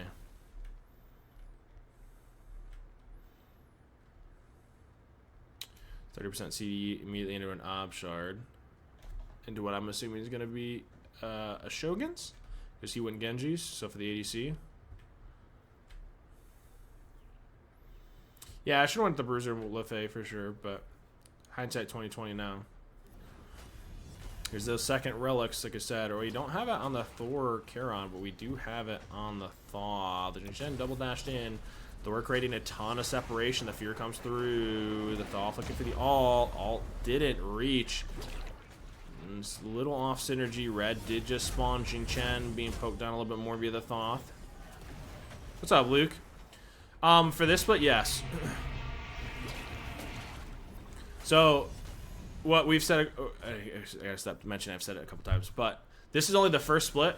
This is the last we'll see as far as the split or tournaments for this year. We're going to do a Christmas giveaway toward Christmas. But starting next year, end of January, we'll have a big several $1,000 Joust tournament. And then start the next split end of January / early February for the next section of the BBC Joust League. So you can sign up. Obviously, keep aware of all that information in the Discord. We'll be posting all of that there. Well, with all the changes, etc. But hopefully you're doing well, man. Yeah, we're working on a ton. Like I said, we've made note of it, and I mentioned it, and we'll make an announcement as far as the actual dollar amount down to the penny. We'll be just short of $10,000 put into tournaments and giveaways within the BBC, and I want to see that doubled as of next year. So we're hoping to have to start it off the year with a big bang as far as a big tournament for Joust, as well as the next split. So yeah, that's awesome. I'm glad to hear that you're enjoying it. I have seen some of those titles. It's cool to see you guys back and playing. But feel free to join the Discord and come keep note on all of those announcements and when we're doing stuff. And there's plenty more to come from us, that's for sure. That's a big rail via the Thor. Not able to get hammer off because of the fear, though.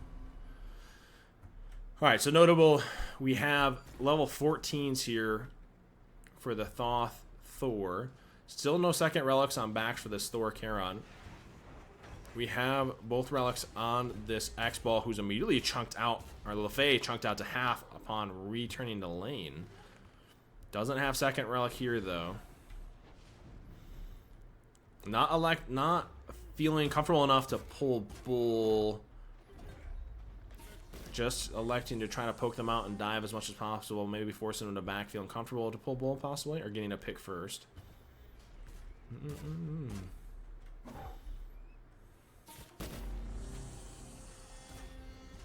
They have plenty of words online. Jing Chen has Blink Sunder. That is interesting. Oh, trip back. Appreciate that. Best of 3. Good question, though. I appreciate the 5. It is best of 3 for the finals for this lower division, and then semis and finals for the upper division. Directly following this will be best of 3. Hopefully that answers your question. I'm gonna quit Smite. Don't do that, big dog. So second relics on everybody here. I'm not thrilled by this. That's a heavenly on her, especially with this now bruiser build. If Thought connects to you, especially the pen, I feel like you're just dead. 3 catches the wall, unfortunately. She's in a really uncomfortable place. Can turn to be focused. The Warhammer's in. The rail connects on the opposite side. Thoth alt contacts. Avenge resub for the 4 months. Appreciate you. The damage comes through. Able to secure it. Thor alt up. Pull up the mark. X-Ball B. Jing Chen alts. Throws the Charon under Bird. Should spell end for him. Final bird shot does. Return kill. This Thoth dashed in. Isn't enough damage. The X-Ball Aegis. Able to contact the 2 autos. Does he have enough to kill the Thor, though? Ozzy procced for him. You got to be careful. The damage might come through with the auto, and does. The Jing Chen pathing might have spelled the end for the X-Ball. Even through the Ozzy, the burn not enough. So a 2-for-2 trade. A little unfortunate. But I'm going to be honest, even after that dive, the beginning of that fight goes horribly wrong with the LeFay going down. Getting a 2-for-1 trade after the LeFay goes down. I'm kind of thrilled, honestly, if I'm the champions. Take a peek at the graphs. Obviously, we saw a little bit of a down peak here. It is starting to downward trend. So if I'm the champions and we're doing this, you're holding out a little bit. There is still a light at the end of the tunnel, however dim. The Sirens have to tighten this up a little bit. I need to see a combo really well off this Thor Rail Charon alt into Thoth alt or combo in general. Obviously, given the damage here, use some of that range to your advantage.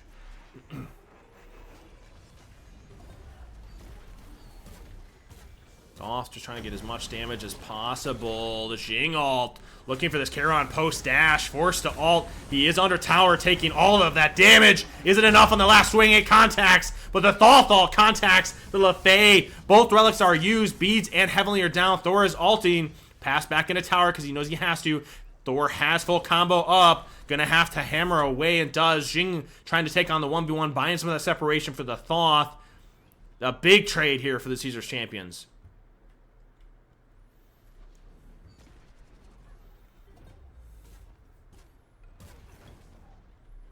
Thoth dashes away. Root doesn't contact the Jin due to the jump.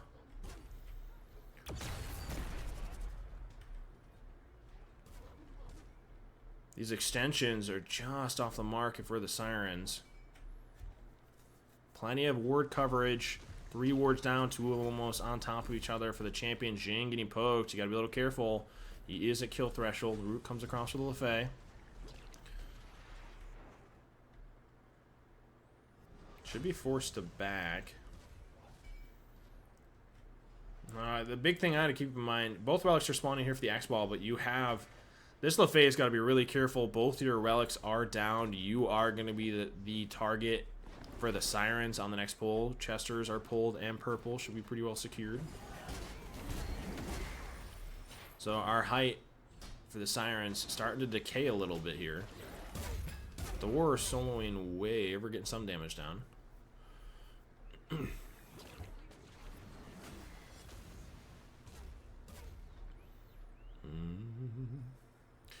The big power spikes now when you start looking at level 20 ticks overs are these alternate timelines. Thoth 2 levels up on this LeFay. Gonna have alternate timeline. Gonna be really difficult to skill him through relics and alternate.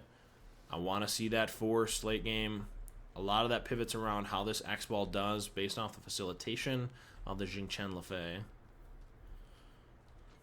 Possibly punishing this Thor post-hammer. They are aware of where he is. They do have Splitfire. Appreciate the raid, man. Hopefully you're streaming it well. I know you're prepping for the upper division a little bit. Thor rail on 2. This Lefei's got to be careful. Here comes that Charon ult through. Lefei forced to alt for the CC immunity. So alt for alt. I appreciate that, Sox. No, you're cute, man. Alright, here comes that Thor across with rail. The ult just eviscerates that Lefei even through the Genjis. The X-Ball, is it enough damage? The auto? Is it? No! No! The 2, possibly 3 autos missed. The Thor able to get his hammer back up, hammers out, and blinks away from the Jing Chen. A 1-0 trade. Like I said, this Thoth ult, you have percent pen. He's got 30% pen here, plus his normal pen on the ult. Like, the Thoth's going to chunk if he's able to contact based off any kind of CC. Just not enough. Who's the X-Ball? That is Pitbull. Pitbull's on the X-Ball. Just not enough. This Thor now looking for any kind of damage he can turn out before they path in. He was lagging. Yeah, that's fair. I'm a little surprised we haven't even attempted to do any kind of bird pull. He's got his hammer down. Charon obviously hovered to make sure he doesn't get punished. Jingchen have Ethereal? Oh, he does have Ethereal. I was wondering what that proc was. So we have a little damage on this Jingchen.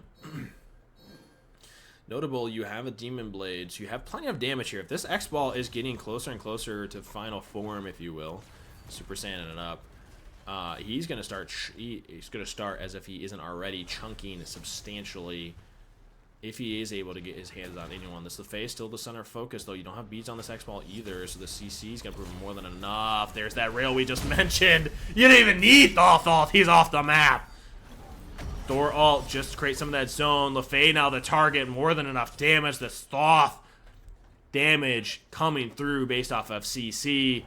X-Ball not having beat, stepping in range of that Thor hammer into Thoth 1 just proves more than enough damage. 2 are down for 30. That should be T1. And Bird easily. Jing Chen, triple knockup, goes down. Easy Bird. That actually might spell game. That's 20 seconds. X-Ball is down 19. More than enough damage via this Thoth. That's a GG. Thoth off through. X-Ball still down for 10 and a GG. Sirens take home the semifinals. On to the finals. Or nothing. I know I can click spectate, but I want to watch the P's and B's real quick. I guess I probably shouldn't, right? Because if they're already in the game. I'll click it. We'll go past P's and B's. You'll see P's and B's at the top of the screen. Interesting picks here for both rosters. I'll just leave it at this. I'm not going to fast forward or anything then. Wait this out. Asuki pickup? I know, they're a man after your own heart, apparently. Fast forward until they're in lane. Alright. Then boom. Leave it at that. Game number 1, best of 3s for the finals. Bonk is flopping and getting a fair amount of damage. He is picked up and thrown back to his roster. Being chunked away by his team. The Suki looked to stun. The Horn Charters popped. Do they have enough damage to actually finish that kill? Able to get away. Thank you for yelling again. Got it.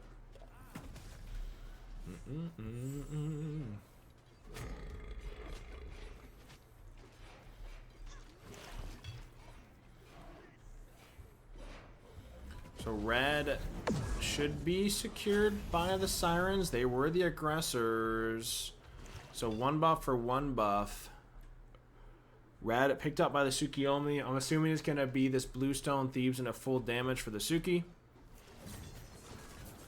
This looks like a possible full damage Lefay once again, notably. That is a Sands of Time, I'm assuming, into a Book of Thoth, question mark? Here for the Serpents. Like I said, there should be a 2 buff for 2 buff, but the Suki is pathing toward the purple. And they can contest this, so you gotta be careful to not full cast that. Bacchus is probably calling out the positioning here. It was repulled, so that is 3 buffs in favor of the Sirens over the Serpents.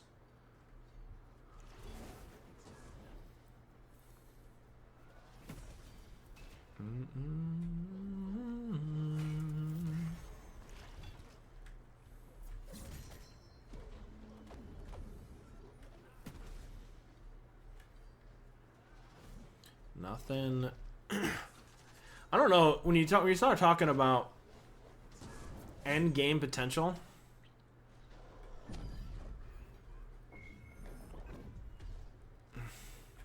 I want to see. A lot of this comes down to just relic usage, right? Like if this Lefay goes full damage, Suki's gonna have a fuck ton of damage late. The Baron has to contact those 2s. Do we get a good Aegis by the Lefay for the full Tsukiyomi ult? And maybe that presents some of it, but I want to say I favor the Sirens draft here, but I can be completely proved wrong. It could come down to a little bit of a player diff as well.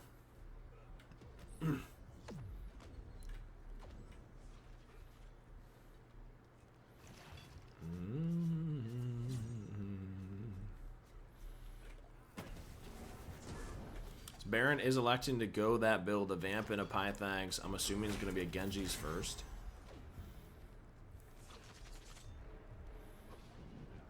Suki, a fair amount of range poke, throwing it all up the Atlas. It's going to be a double Thebes for the Atlas Erlong Shen.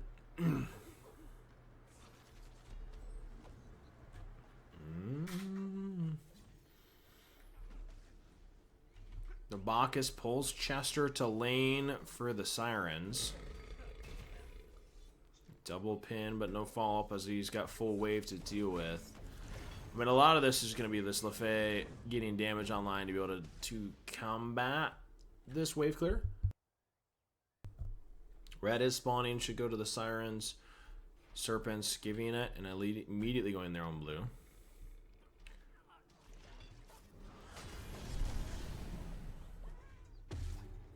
This wave clear is going to be pretty bad until we get Book of Thoth online and these double thieves start getting stacked. We can start to see a little aggression from the Serpents. Until then, it's going to be pretty easily out-traded. It is interesting that the Bacchus is going into a cloak first item. Chester pinged out here by the Sirens.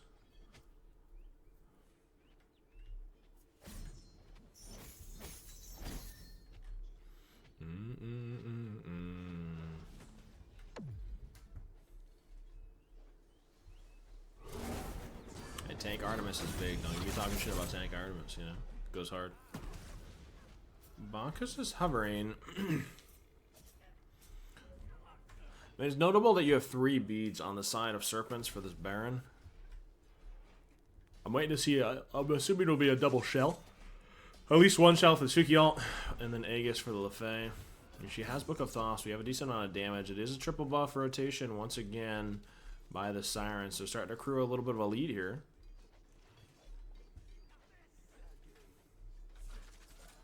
Suki's not really going to start to chunk yet. Obviously, as Thieves, this is really going to start to happen once you start hitting that second Ina Spike. Decent root. Forced to beads. So the Baron ult gets Atlas beads.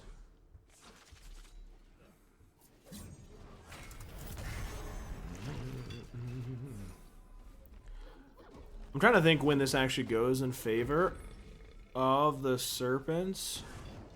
A lot of it's going to have to just come down to itemization for this Lefay.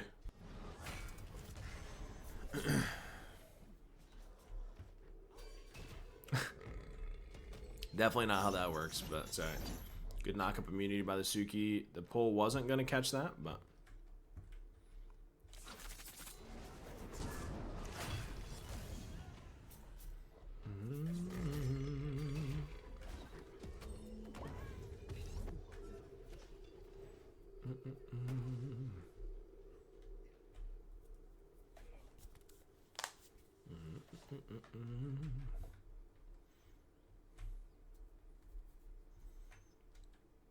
Alright, so the big thing, beads are down as Atlas, Baron alt coming up shortly. If that's what we're really going to play on, these games are going to be a little slow. I want to see that be the focus. Siren's obviously waiting.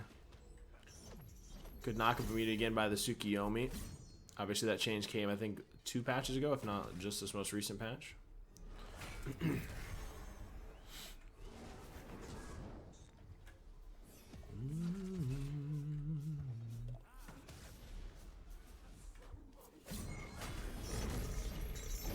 Suki's doing really well to use that knock immunity against the Atlas. Make sure he doesn't get pulled back in.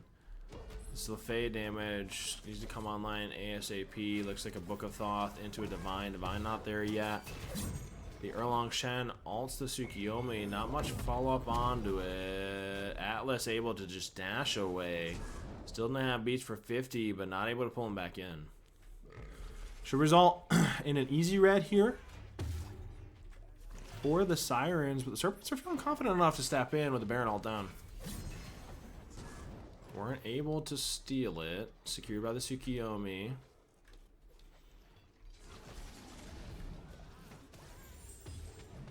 That is Lefay alt in exchange for the Bacchus alt. Lefay trying to get out of range ASAP for the Suki alt, so that should result in an easy blue buff steal for the Sirens almost instantly.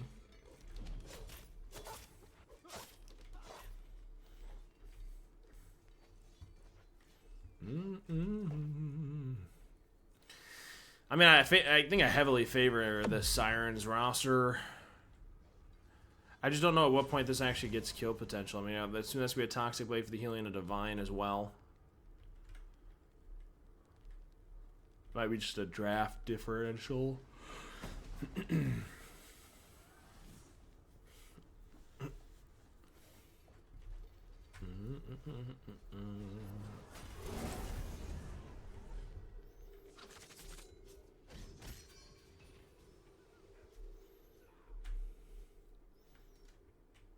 We played pretty slow. The lead still slowly accruing here for the Sirens. Obviously, the most recent blue buff invade. Giving them a little something more to work toward. I wonder if they're ever going to feel the confidence to really pull bull here. They do through their ward. Yeah, he'll be playing directly after this. So they do pull bull. They are looking to take this fight. Relics on everyone here. Relics and alts all up. They're pulling this. I don't think they have... So, especially with this team comp, you don't have a ton of bull shreds. So this Bacchus is taking up a fair amount. They can just wait. Play this slow. It's just going to be a bait, which is good awareness by the Serpents, knowing that's build itemization. The Lefay easily clears full wave. Erlong alt forces the Tsukiyomi beads. Bacchus flops in, trying to create some separation. So that's beads for alt. Or beads for 2 alt, let me rephrase that. Erlong and Lefay alt down.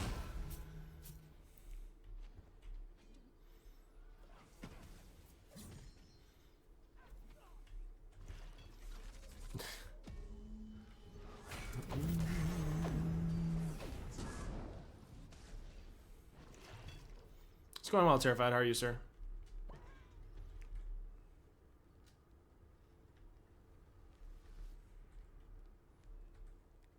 It's 10 minutes to 0 kills? Yeah. Well, that's one of those moments, right? Like we talked about. This is when money's on the line, people are going to play very carefully. Games change a little bit, right? Long day. I'm glad you got home, man. Get some rest. You deserve it. What's up, son? How are you, sir? Red is up. Waiting for the second item spikes again. Or second relic spikes, let me rephrase that. Here for the Sirens. Serpents. I'm still wondering when you have a ton of kill potential. This Erlong Shen has Toxic Blade. I'm assuming he's going to have to go a Kin set here. He's stunned out. Unable to... Just connects it. So Atlas pulls and slows the Baron cooldown. Not in favor of this Lefay. Only with 10% cooldown currently via Sands of Time. Suki easily able to secure the red.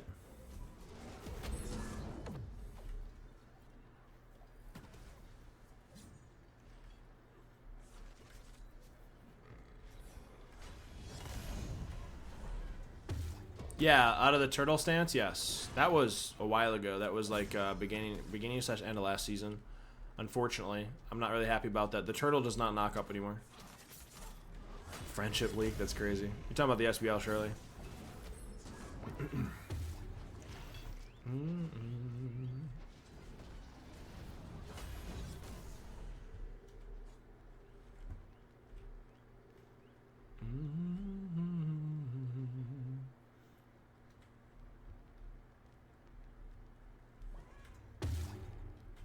I might just see what this is. Again, I would assume this would be a Kin's Toxic Blade. This, we're doing Opshard, so we still only have 10% cooldown here. Baron already level 12. Gonna have second Relic on back. I'm just wondering when this actually kind of, we start to have a ton of kill potential. Erlong? No, he did not. I think it's just a situational pick.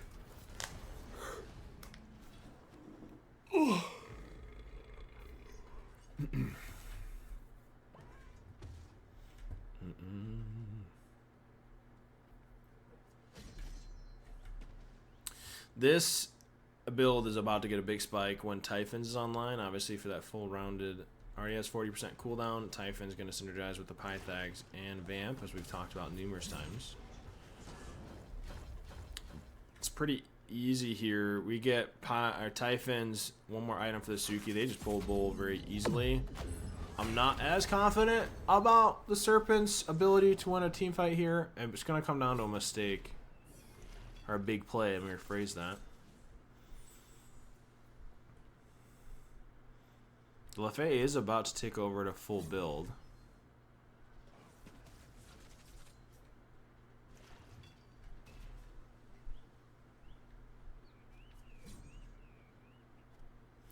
Oh, Royal. So this is a best of 3, so there's another game directly after this, and then we still have the full upper division. The top 8 teams still play, so we have a whole nother section or group. There is a ton of games yet to still be played. This is just the finals of the lower division, and then we go to the upper division tournament. All of that still be playing tonight.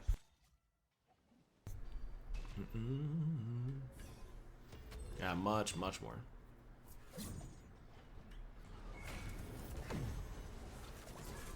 This is game 1. Very slow game 1.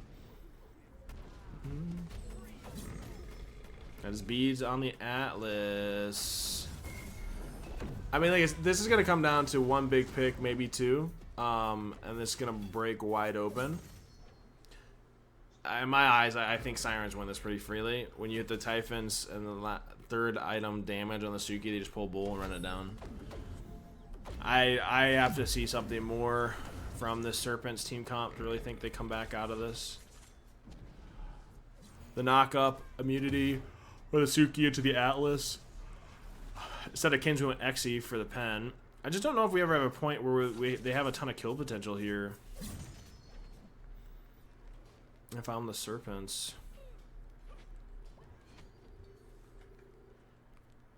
Should have been a 2-day thingy. I mean, yes and no. The hard part is the scheduling all of that. And it's already hard enough, to be honest. I think in future, when we have more teams and more players, yes. But when there's only 18 teams, I'm not too worried about it.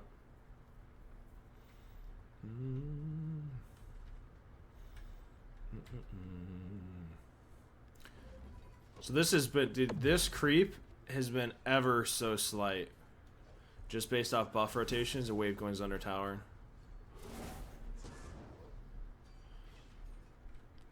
It's crazy how slow this game's been. Bacchus not able to stop the back.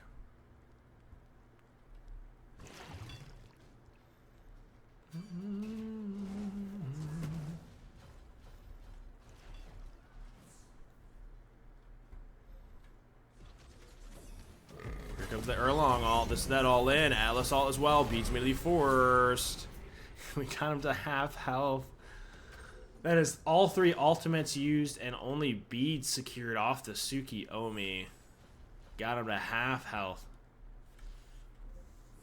I don't know. You have full Titans online now. He's coming back. Baron should be able to heal up based off the 2.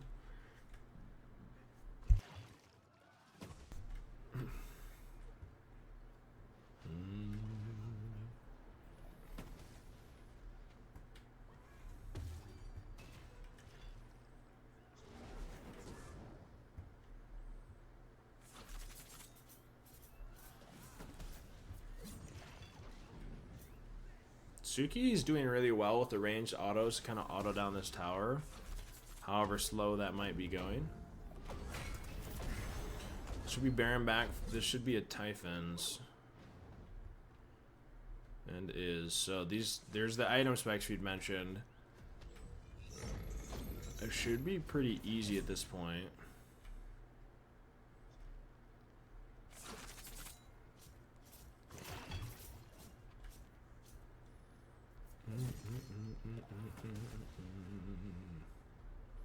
Red is spawning. Able to easily be pulled by and secured the Suki Baron.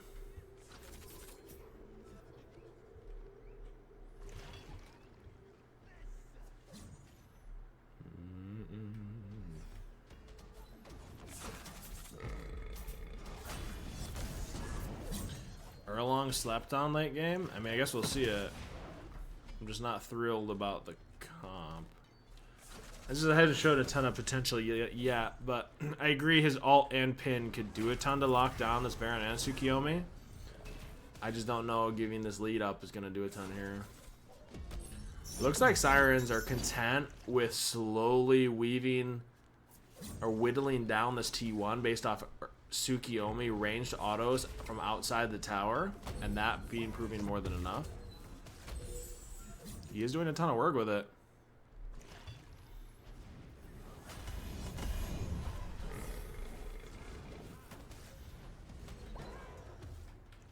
I agree Animosity could come in big, but you got to get to that point, right? That's got to be a level 20. You're still 5 levels off. That's another 10 minutes at least to get to that item build. Fast slower playing, maybe. T1's going to be whittled down before that. Here's that all in. Heavenly's used. Here we go. Isn't enough damage. The Atlas is able to be secured. All 3 ultimates and a Heavenly utilized via the Sirens to secure the kill. That should respond to T1. The go button finally pulled based off itemization. And Atlas goes down. I should immediately be looking at a bull. Atlas down for 22. Erlong's wrapping. Has plenty of mana. Has Sunder, no blink. Bacchus pinned out.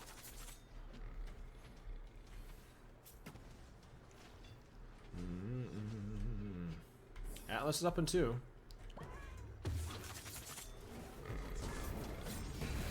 It is able to be secured via the Sirens. Atlas did all upon spawn. A little late, unfortunately.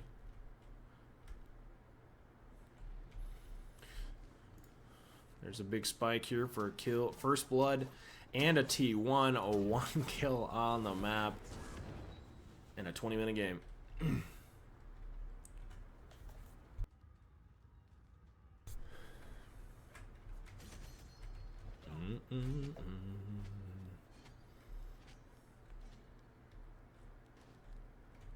Slowly pathing in. Gonna be waiting for the Bacchus here before we push.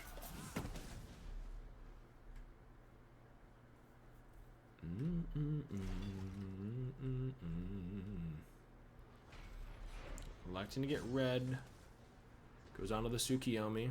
All ults are up. Beads up in 16 for this Atlas. Bacchus flops in. The knockup immunity for the burp. Atlas doesn't have beats for 6. Able to dash away. Erlong gets stunned. Baron 2 off the mark. He is 2v1ing currently. Atlas pulls back in both. There's just not enough damage there. Now that Erlong is center focused, it has to beads to get away. Turtles for the shout. Or for the shielding. Atlas trying to pull back in. Beads immediately used. Gets stunned out via the Bacchus stun. The Baron 2 contacting for the kill. Suki walks away and a kill favoring the Sirens. But does the Baron get out? The movement speed off the 2. Erlong trying to weave to not get stunned. Just not enough. Baron stun doesn't contact the heal. The Suki elects to go back in. Aegis for the Lefay. Should spell the end for this Erlong. Beads immediately used, but the creates the separation. The Bacchus all not able to secure the kill for the Erlong. The bird should go down. Has a wave here. 2 in favor of the Sirens. All 3 members strong. Erlong alone with no ultimate up. This should be the all in. A double pin. Atlas is up. Doesn't have all. Erlong does have all. Beats immediately forced onto the Tsukiyomi. The Baron 2 does contact. Enough healing and movement speed should spell the end of that fight and disengage for the Sirens. A bird and 2 kills favoring.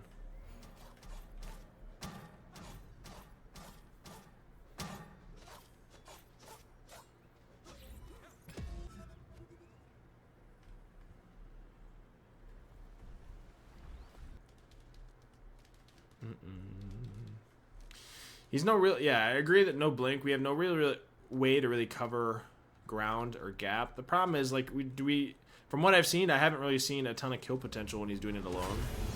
When he was on the Tsukiyomi Baron at top of, or edge of bird, he doesn't really have a ton of kill potential alone. He needs some help either via the Atlas or the Lefay as far as damage. And if that Baron contacts 2 for the healing, you're just screwed, even with Toxic Blade. I think he needs that level 20 for Animosity or last item. I don't think he's going to get it. Sirens pathing in. Looking for at least half of the Titan's HP, which should be just about game.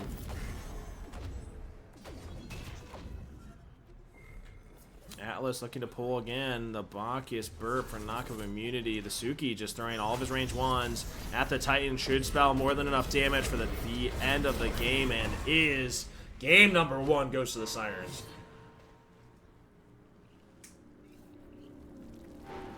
Yeah, we never got to itemization or build for the Serpents, but GG.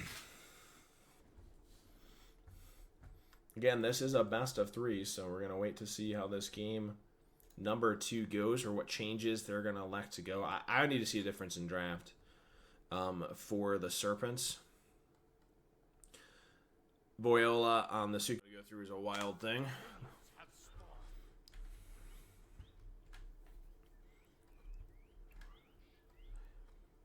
We have an amazing draft. You have an execution on the AO. You have a Kuzenbo with the reflection damage, just damage in general. Both teams electing to start the blue buff. Immediate red pull here as well. Able to secure that.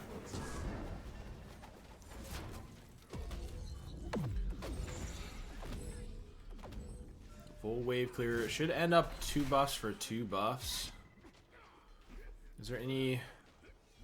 It's a gem start for this AO as well. I mean, the beauty of AO, you immediately force all 3 members to go beads, right, for the execution. So you find value there. But executions are always going to be pretty valuable into a double tank or double dive.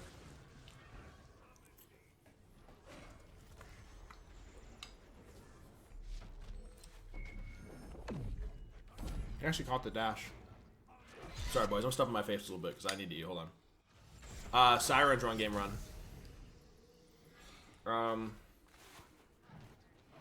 It's like a taco dish my wife made while I've been streaming, and I haven't eaten even after working out, which is true.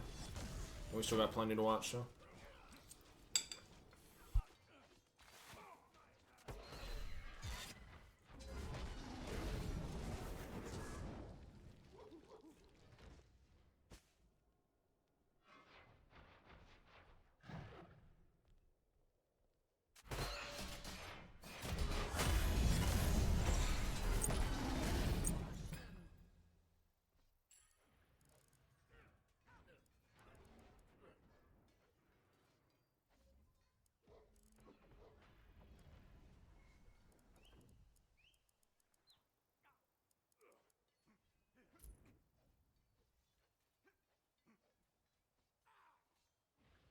Sirens won game 1. Just. So Sirens are up 1-0 in the set. Obviously being a best of 3. 1 game away from taking it home. Serpents looking for a reverse sweep. 2 games.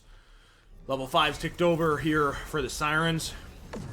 Kuzenbo getting through, obviously, like I said, is pretty rough. The Nene stopping the LaFay back.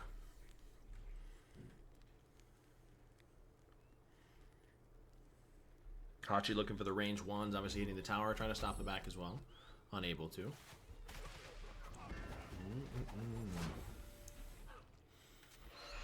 Level 5's ticked over. Hachi forced to dash away. Kuzenbo blinks back in. Immediately goes into all. I don't think they really have any kill potential there, though. Interesting. It's an immediate blink ult by the Kuzenbo. Forces the Atlas back. Didn't have enough gold for the Thebes, so we'll have to back shortly as well. AO just trying to steal it. Unable to. Immediately picked up by the Camazotz. Nene should go through the wave. Kuzenbo doesn't have Thebes either, so no Thebes online yet. Stack ability. Red secured by the Sirens.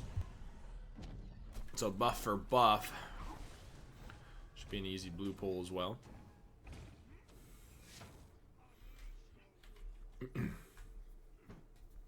I am still a little shocked, like we said before. This is going to be a full damage yet again, LaFay. Obviously, the really only change for their team comp is this Camazotz instead of the Erlang Shen going on to Light Tunnel.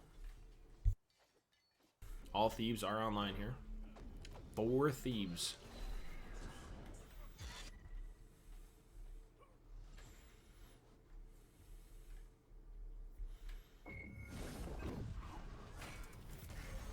This is a ton of engage. aka double blink here for the Sirens as well. I mean, if game state continues to happen like it is, Sirens should pretty well run away with it. You have an execution, so you can kind of bait bull with the Kuzenbo. You have a Hachi. If you're able to facilitate, give him a little bit of any kind of lead at that point. Itemization, once he's going to go Dom here. I'm assuming going to be an Aussie directly after. As soon as he hits that Aussie, aka third item, they should be able to pull bull, or let him solo bull in the other 2 zones pretty much for free. He has beads. Let's say there's no way we actually all in that. Purple's up. Camazot's looking for any poke he can get.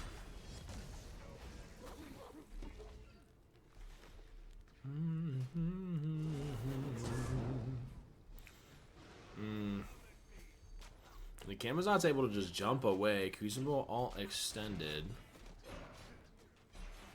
So 1 for 1 on the Chesters as well. Hachi looking for a couple cheeky range ones.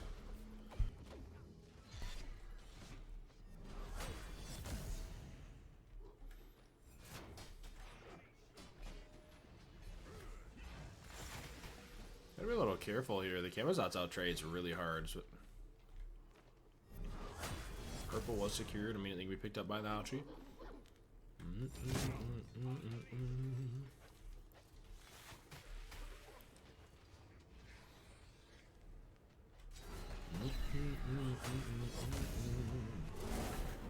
This Camazot's gonna be backing. I'm assuming we have a T2 damage item for him.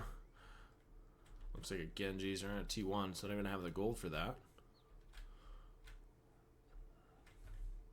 I'm really interested. I'm keeping my eyes on this build here. Looks like a T2 magic defense item for this LaFay. So Hachi will have to be the one to really facilitate this team late game. Contacts 1, range 1. It's 1 on LaFay, 1 on the Camazotz. Red is up.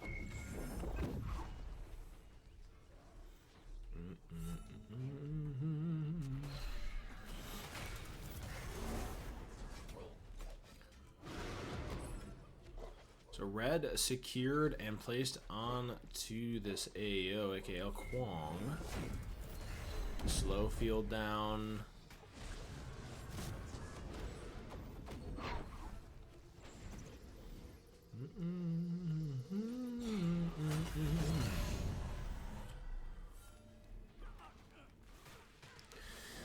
one of those moments where I feel like we hit the dominance here shortly for this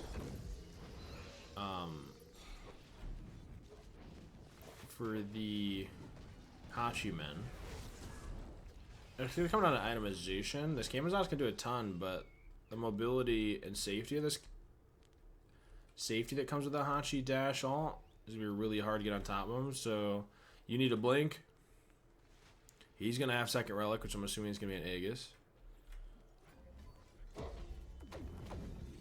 But as soon as he gets Ozzy, this Hachi's going to be able to pull Bull alone, and I don't know.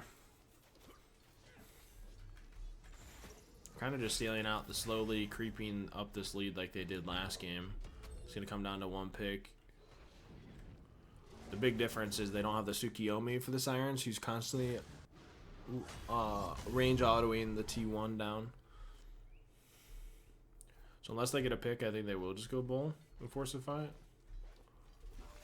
There's the Dom going into Ozzy. Chesters are up in choke point. Purple spawning short lyric. Kuzenbo backs. Getting TT breastplate online.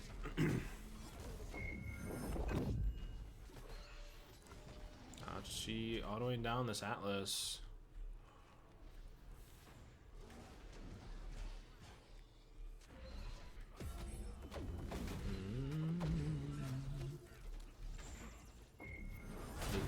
Oh, actually, hold on. The AO got caught. It's not a ton of damage turned out. I think that took us by surprise just as much as it took the Serpents by surprise. Kuzenbo blinks in. A double pull back. AO, the target of the tower, gets him to half health. Both members, the AO and the Atlas not feeling healthy. Blue spawning shortly. Sirens looking to invade.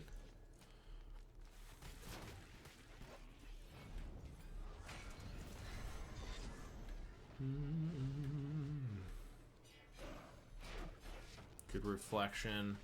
Or two by the Kuzenbo, getting the dash back up. Able to secure purple buff. It looks like Serpents want to get aggressive here. However, Kuzenbo now the target just ults away. Doesn't stop the AO back with the Camazots. I'll come warm you up. Hey, yo. Do they actually elect to push in? The Faye's half health. Not really feeling comfortable to step in. Hachi pulls and gets it stolen via the range from Atlas. It's actually decent if we're able to get that on top and get the red onto the Camazots. Talking about second relics here shortly. For the Sirens, red is up. He should have Ozzy here as well. Camazots jumps away, so red won't be picked up at all. It's going to expire.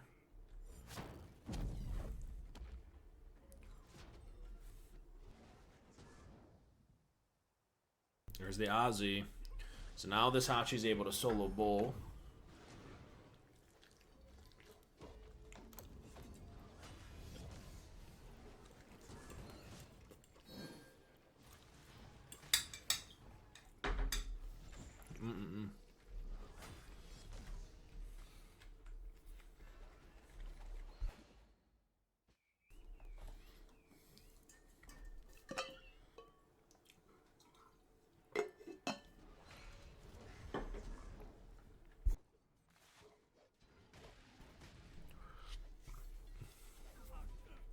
I find it interesting. You have a Chronos pendant on this AO. Just wanting the cooldown.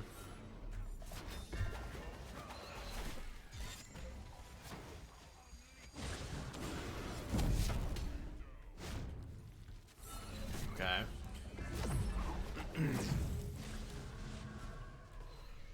That was a...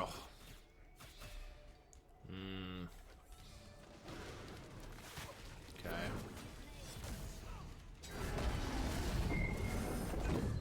That's actually really bad. The 1v1 that happened between the Atlas and the Camazots I thought might be enough. I was surprised at this full investment into the Atlas. Kuzenbo blink ult, AO ult, stopping the dash. They didn't have near enough damage. I think that's just a matter of time. They can get that trade. Camazons hits Hydros, maybe one more damage item. He solos the Hachi, and it turns from bad to worse here for the Sirens. So, in my opinion, a possible light or opening for the Serpents there. If the Sirens continue to do that kind of investment, you didn't even get the Atlas Beads. Good discipline. But this lead is still creeping. It is kind of small, though. Nothing substantial to worry about. These are going to be second relic spikes for the Kuzenbo Hachi, however.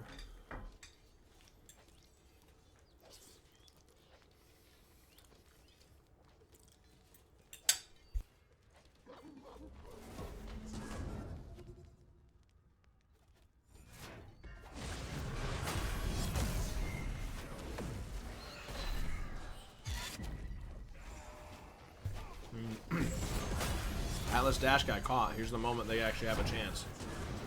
He does have beats for the execution. He beats it. The AO is under tower. Is this enough damage? Surely. First blood. There you go. Alright.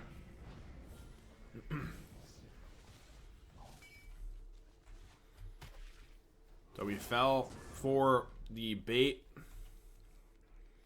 Good beads by the Atlas. Make sure it doesn't get executed. Good damage in turn. Atlas ult with Lefay ult. Able to put more than enough out to secure first blood going on to this Lefay. So we changed build a little here. We are at 40% cooldown. We have Book of Thoth. I want to see an Ob Shard for the pen. Percent pen. Problem with that, you're not going to have any flat pen.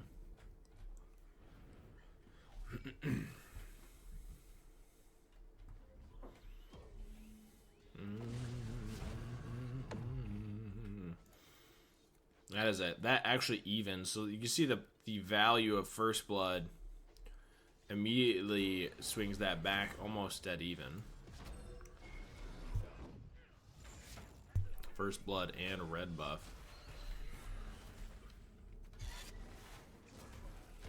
It's a brace around the Kuzenbo.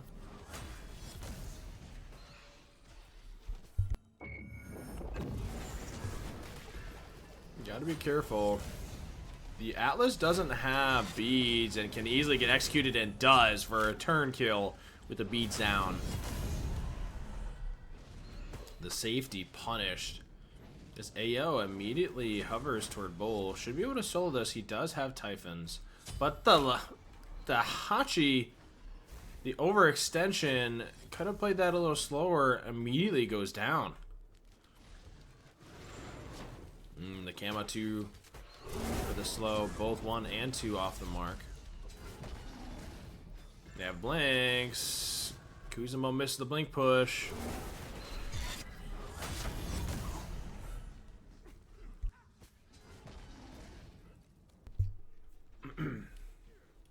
Nothing really goes down after that.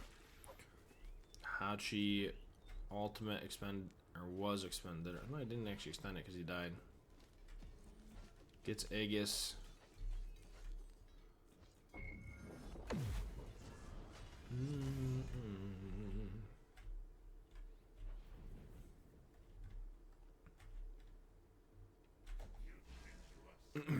Final game's going very slow.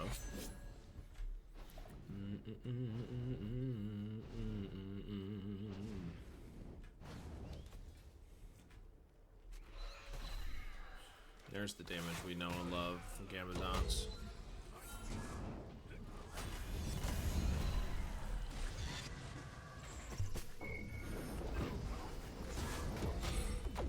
Atlas has beads back up.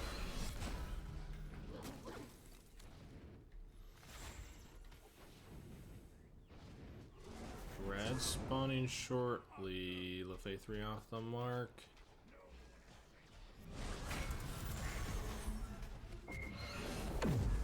It's a decent double pull.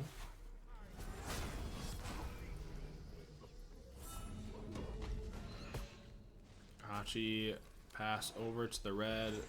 Easily solos this.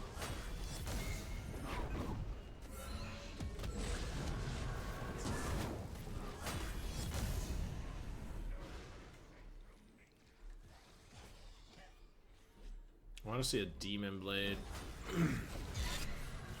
for this Hachi. So Blink for Hachi, you take that. You gotta be careful now. Yeah. I'm not thrilled by that. And now he gets stunned under tower. A beautiful combo by the Sirens. Kuzenbo pushing the Atlas under tower. Hachi dashing to continue that stun duration. More than enough damage. An overextension here by the Serpents. Completely punished by the Sirens. Had beads, but wasn't willing to give them up, considering the AO execution pressure. Easy T1.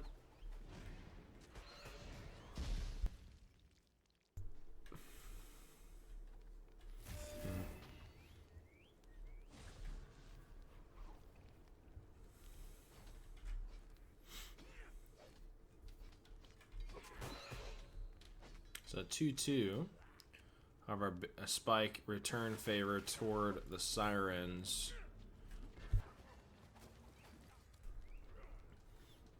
There's that Demon Blade we were talking about. Possible crit coming online here for the Hachi. It's going to come down to a bullfight for Bull to go for Bird.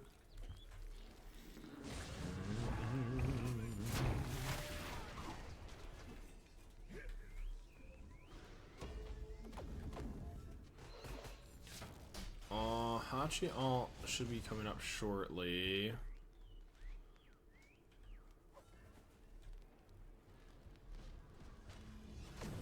Yeah, just a second. It's a really, really good Atlas double pull. AO forced to half health, but that is a double ult extended from the Serpents. Good peel from the Kuzenbo to make sure the Camazotz is getting any value out of the Hachi. There's the Atlas push again. Immediately chunked down. Kuzenbo reflection damage getting a dash up once again and executed the overextension. He under tower, the Kuzenbo finding more than enough value, pushing him back under tower for a second chance at killing. AO going to be able to create more than enough separation. The Hachi should be able to solo Bull. What I want to see here, Kuzenbo, AO create more than enough separation. Hachi solos Bull, and they back. He gets a Demon Blade spike. They come get Tower or Bird.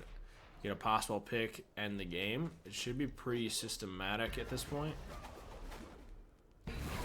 It's up to the Serpents to make a big play to get back in this game.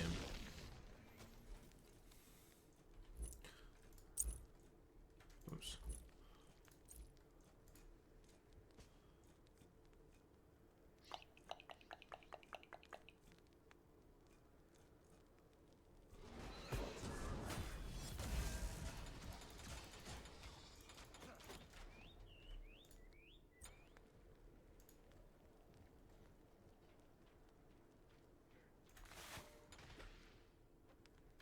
There you go. There's your P's and B's.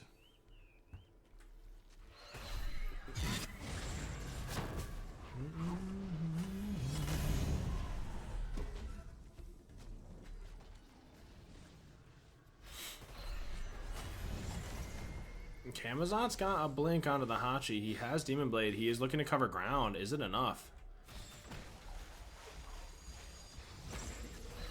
The Kuzenbo body blocks on the 1-2, but the Camazot's able to jump. You got to keep in mind, right in the back here, this AO gets 2v1, and the Camazot's 1v2s.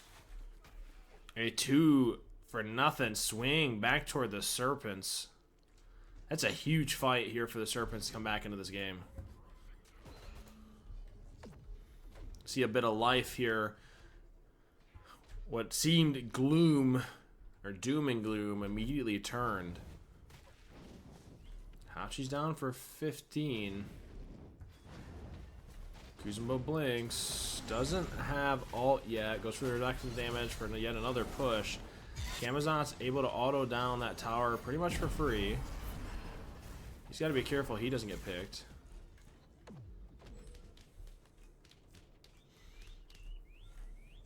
So a 2-0 swing. secures a T1. It should pretty much even game state out if I'm not mistaken, and it does. So that lead and bull immediately chopped to nothing.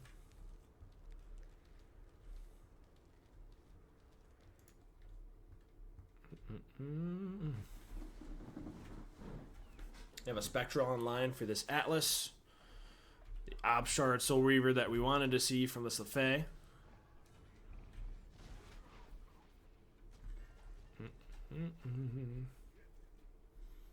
You say that like you're not a night owl already, so I'll be honest with you. We'll make the adjustment in future, but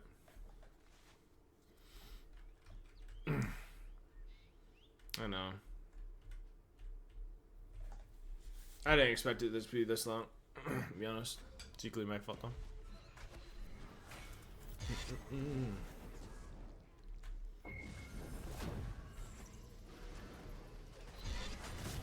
I mean, a lot of it's going to be... So, like, the first round is single elimination, and then semis and finals are best of threes. So, like, I don't think we're going to see... We'll know most of who's going to be up late out of those. There's that Hachi. He put himself in a corridor. That's not great. He should be just dead, right? Yeah. This actually might actually turn into, and should. That's his dash as well. The Serpent's actually a lot of life coming back. This is a swing back in favor of them. This could go to game 3. The pathing there by Hachi, all unfortunate. That's 30 seconds on Hachi. Like I said, this could be a big win for the Serpents. Reverse sweep. Kuzenbo fighting with every bit of life he has. And it should result, and does. Serpents winning game number 2 goes to game number 3.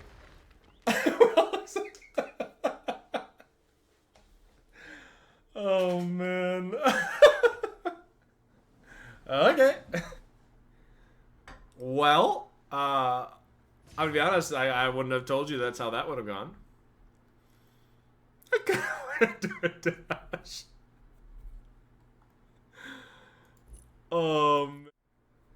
1-1 in the set for all the fucking marbles. No take backsies. Sirens go in with this Charon, Yuhong, or Big Wong, Big Schlongadong, Achilles against the Agni Bacchus X-Ball. Obviously, all the value we've talked about often. Yuhong damage kind of sneaks up on you, but they're looking for that displacement off Charon or Yuhong all into an execution. And then Serpent's looking to just trying to get this X-Ball online. The later this game goes, hypothetically, should go pretty in favor of the Serpents, but you have to get there and make sure you do not get out-pressured early.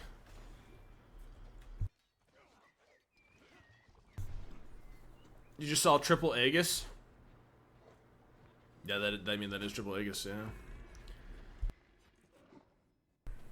And you do gotta live.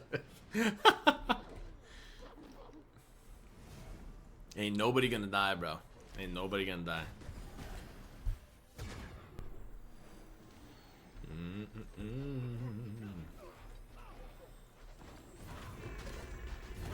Ain't nobody worried about Yuhong ult, apparently. Bacchus flopping in, feeling a little bit aggressive. Yuhong, Massive Dong, Shlongadong elects to cast on the X-Ball. We're getting silly and there's so much smite to still be played. Oh boy. We need to get some caffeine.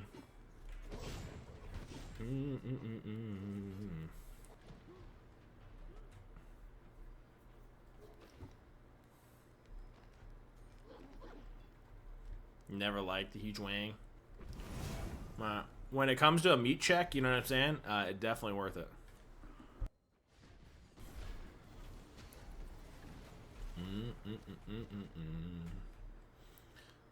This is interesting, though.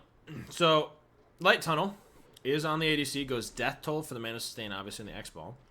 But I'm assuming it's going to be straight into an Aussie. Not building your stereotypical Griffin Wing. Gets health chalice as well. Take a quick peek at how he's going to level. He's leveling the 2.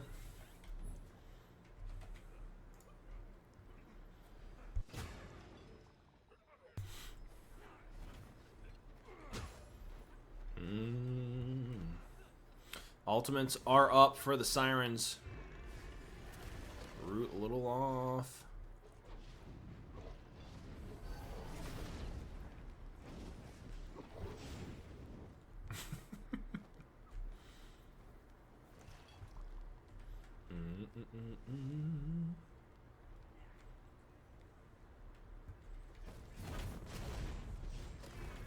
Okay, Achilles step forward, gets the shield bash. There's the all in, doesn't need to use Aegis. You know. Okay. It is all 3 ults used by the Sirens. That's a big Agni stun. Bacchus flops in. It's a double flop. Bacchus ult immediately forces shell. X-Ball's gonna ult. Dash gets caught by the silence. This Charon might actually saved his life. The flop isn't enough. The Charon shock saving the Achilles to get that blink off and create some space, cause him to go down for first blood. Immediately goes onto the X-Ball. The Yuhang hovering in, trying to steal and doesn't.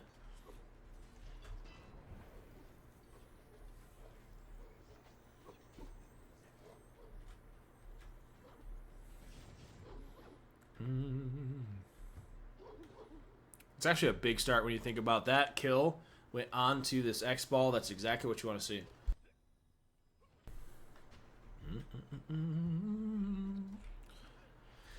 I mean, listen, if you have 1 or 2 fights more like that go in favor of the Serpents, it's going to be pretty fucking hard for the Sirens to come back. He did go this Death Toll Aussie. They are trying to zone for this wave. I always find this really funny, like this is Conquest with zoning. You don't lose a ton. So we lost 3 melees. They're trying to force a fight.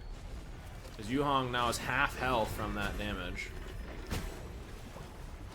Now the Achilles is being pressured out really hard.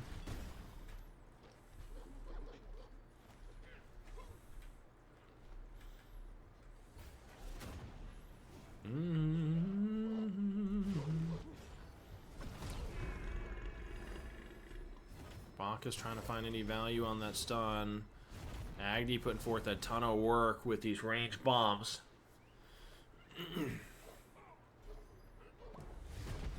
Nice flop. Forces the 3. Bacchus has Aegis. There's the Achilles ult.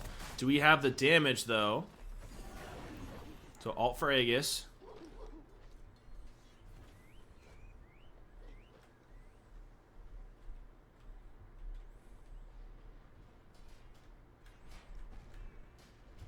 Should result in a purple.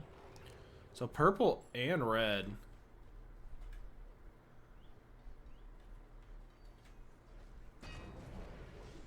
No, he Aegis'd it. But I mean, I think he dashed anyway, but regardless. Aegis was still expended.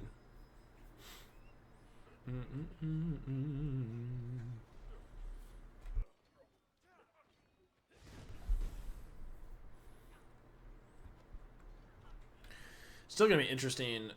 I mean, the Achilles, they really want to focus this Bacchus with that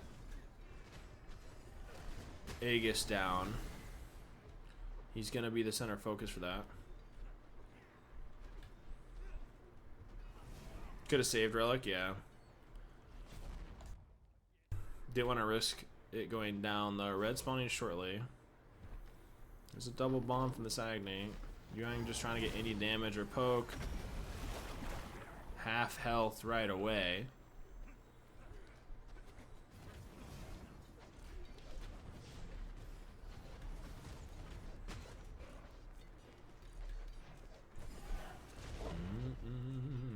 Red secured by Sirens. Trying to recover a little bit of this lead here. Bacchus flops in. You got to be careful. He doesn't have Aegis.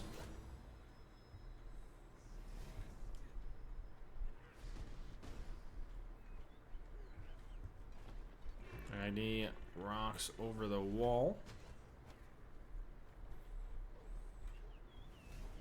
So it should be 2 buffs for 2 buffs. X-Ball getting you purple, blue going onto the Bacchus, red going to the Yuhong, and blue going onto the Achilles.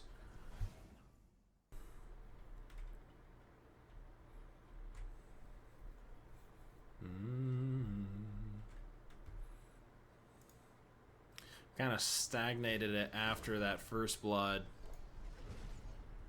Back to just kind of even state waiting. Like I said, I really favor this late. I really wish we would have punished this being down for that 16 seconds we're trying to. There's the Achilles blink. Bacchus stuns comes forth, but do we have enough damage? That's a blink used and nothing really gained. So blink down. Achilles able to stop the Bacchus back. Looks like it's going to be a Shogun's. They're looking to zone again. They want to force a fight.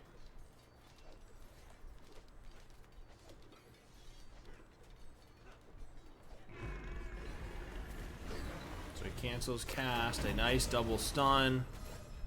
It's Achilles being poked down. They've only lost what, like that kind of zone. They've only lost 1 melee. The flop gets Yuhang beads. Here comes the Bacchus, is going to be center focus for the execution again. Aegis used.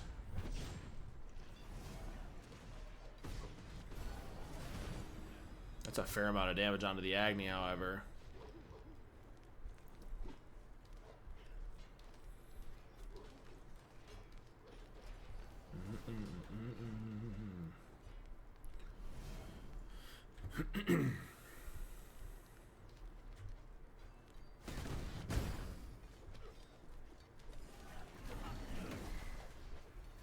We're waiting for all of you guys. Just wait at this point.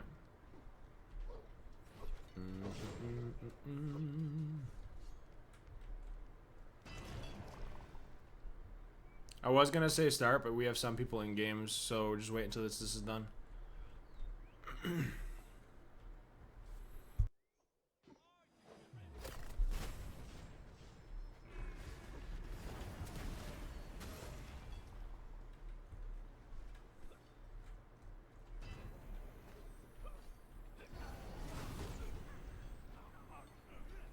I'm not really seeing. I mean, again, we've kind of like we're just stagnating this game out as much as possible, and we've said it over and over again. He wants. Okay. Is Agni? Good silence. Okay. Charon ults in, but the Yuhang has to ult. The Expo ult not able to contact. They changed targets. Achilles is now the target. The shield bash should allow him to get out. The Expo able to dash forward. Nothing really happens there. I'm picking the dead skin. Glad to hear it, Cliff.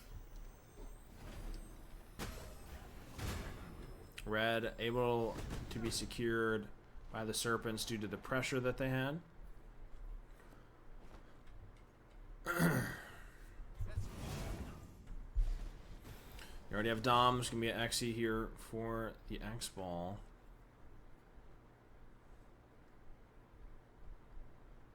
It looks like a staff of Mirrodin. Looking for that 40% cooldown, 10% pen.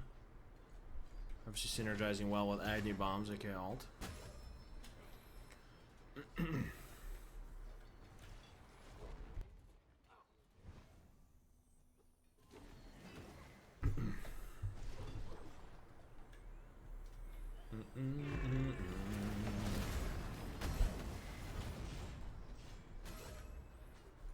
You have an M skin. Need to buy the Harley Quinn knockoff, Crash. That skin's awful for the Baron. Oof.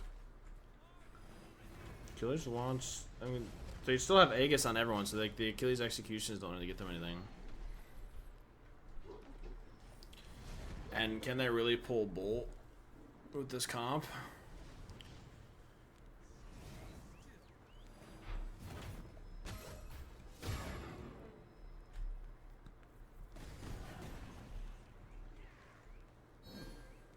I look like Eminem? I definitely do not look like Eminem. Eminem's probably half my size. I need way more tatted. Oh, Crash? Oh, that's fair. I can't even say that's fair. DQ it.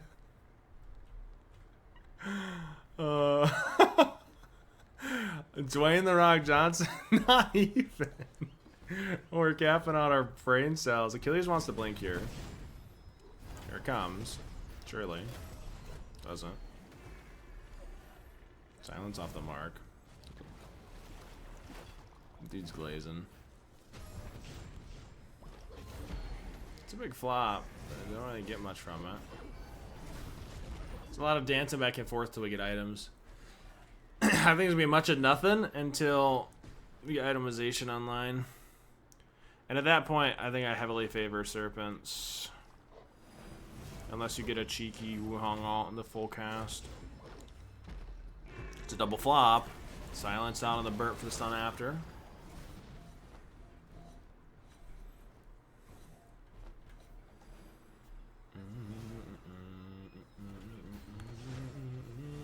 And he got poked out a little bit there. Trades are favoring. It's Achilles Glat Shield putting in a decent work. Red spawning.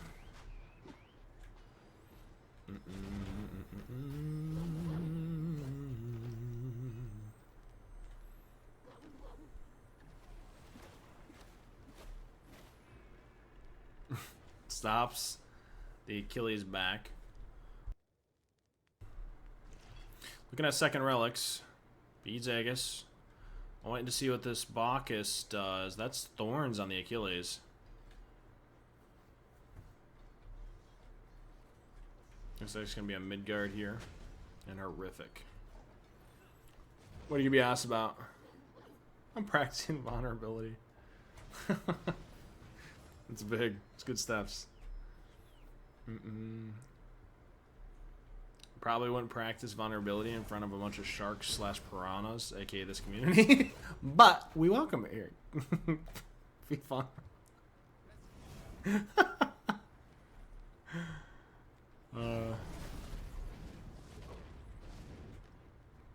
Oh, that's not what you said. That's fine.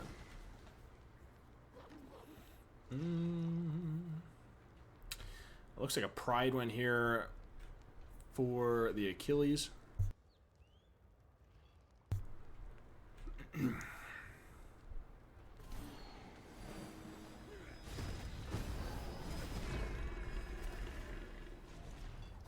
Achilles want to blink. Doesn't get a chance to. Purple spawned. Nice double stun. Yuhong alt off the mark. Keep saying off the mark. I gotta come up with a different phrase for that. He just fucking misses. Except I don't know.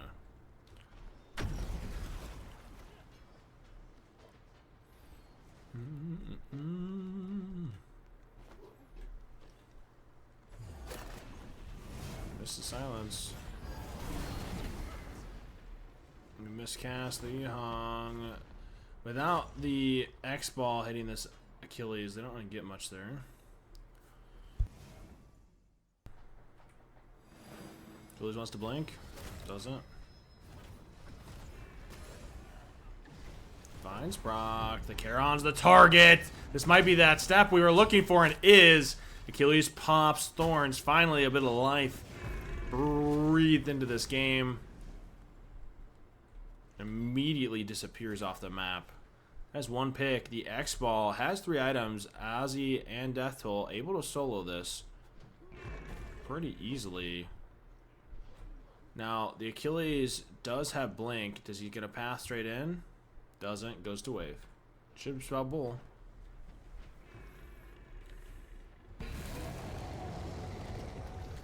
So Bull secured. Red's up. A bit of a break in this game. Goes off one pick. Immediately gets Bull able to back. Has Kins online. Should be able to pressure this T1 for free.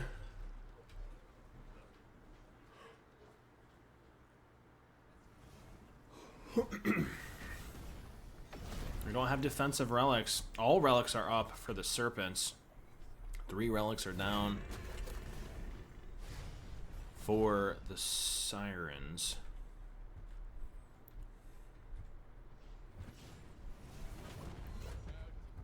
Bacchus flopped in, trying to get any setup for his team. The Achilles blinks. Agni, good response time. Able to dash away, receiving no damage in turn.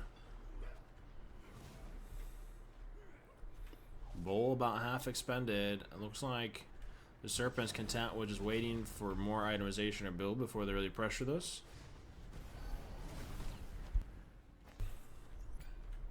Damn, soloing you, huh? That's straight called out. Here's the possible engage. X-Ball chunking down the Charon.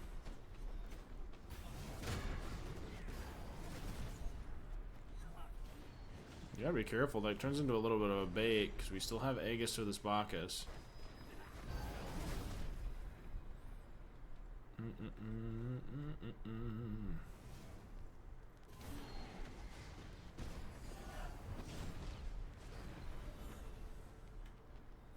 Surprised actually we didn't do much of anything with that Bull. It's an oboe for the X-Ball.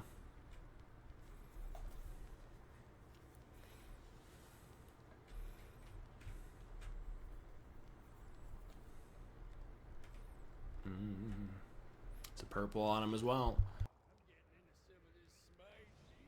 We do have Midgard on this Charon. Immediately into another Fizzy. I'm assuming it's going to be a breastplate.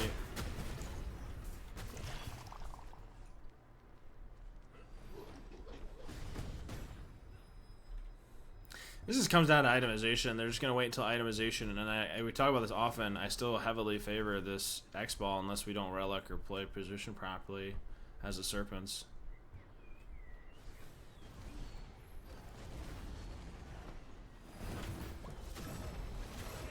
Good dash. Charon ults. There's not much lost here. Bacchus is going to be the focus. It's going to be fine considering he's going to have ult still.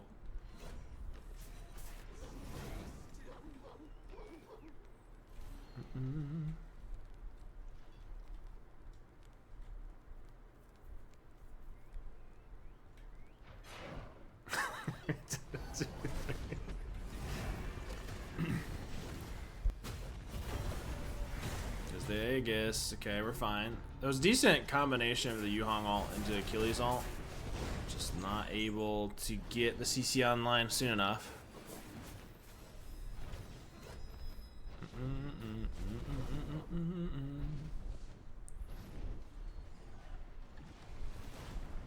They're feeling comfortable enough to tank this out for the Yuhong to sit there and auto this down. Surely this turns into an overextension, right? Like the X-Ball just chunks this? Yeah. That's just, you're just dead.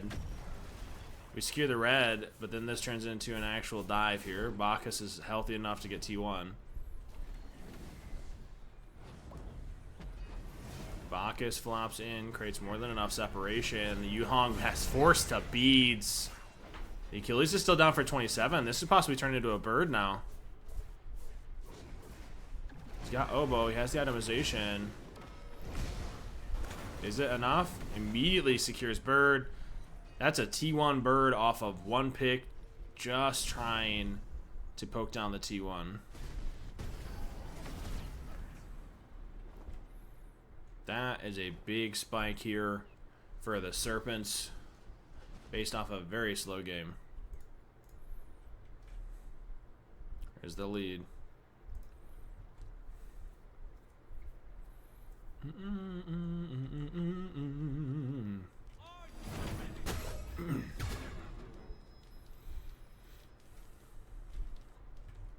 I'll be honest, I don't think we've really seen many, if any, relics from the Agni or X-Ball. I don't think they've been under any pressure.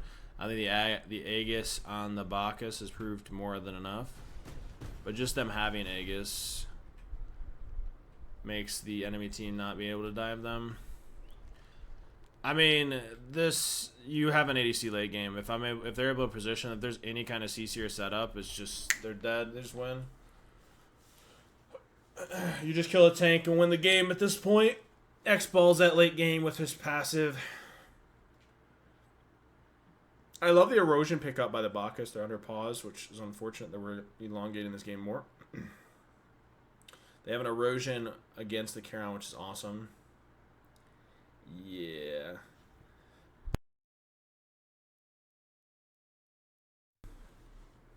Looks like it's going to be a Heartseeker on the Achilles. Can't fast forward it either. Game Money Chicken, can one of you guys check on this, please? Pretty please, with cherries on top. I love you forever.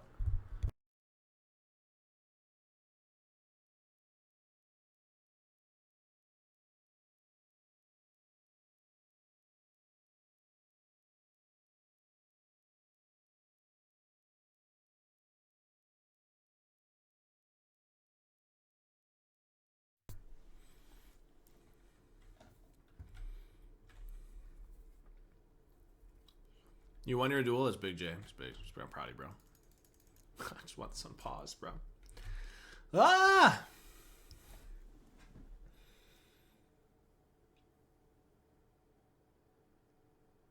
How was it by death?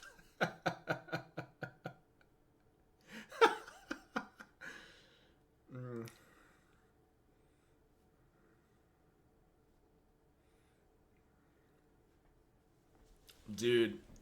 KA, Capri, and Olo. That's big. You ban KA, you know. OJ, man. He's locked up. GG. J-Man's not even on that roster, but he's probably crying. Alright. Here we go. The Achilles needs to get a blink here, and we need to get a big cast. Bacchus flops in. All relics are up. Charon ults to start. Charon is fucked up, boys. My man just about died.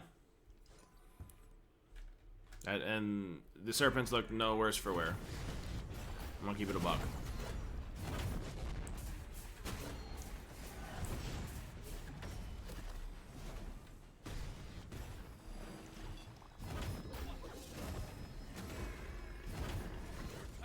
Able to get a stun, silenced out. Bacchus back, so they just go bull, right? They have ward pressure here. Chester pulled. Plenty of wards on the map for Serpents. They can pull this pretty freely, and it should. It's at 3/4 where bird spawn.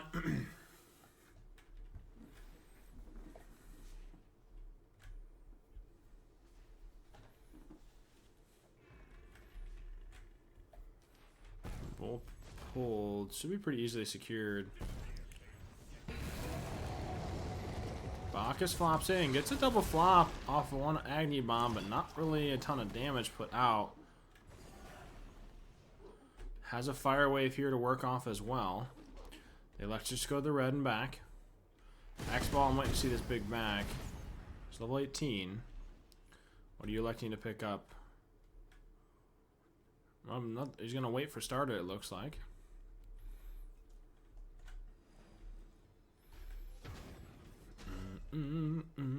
I need to see Bird, and I need to see Titan half health.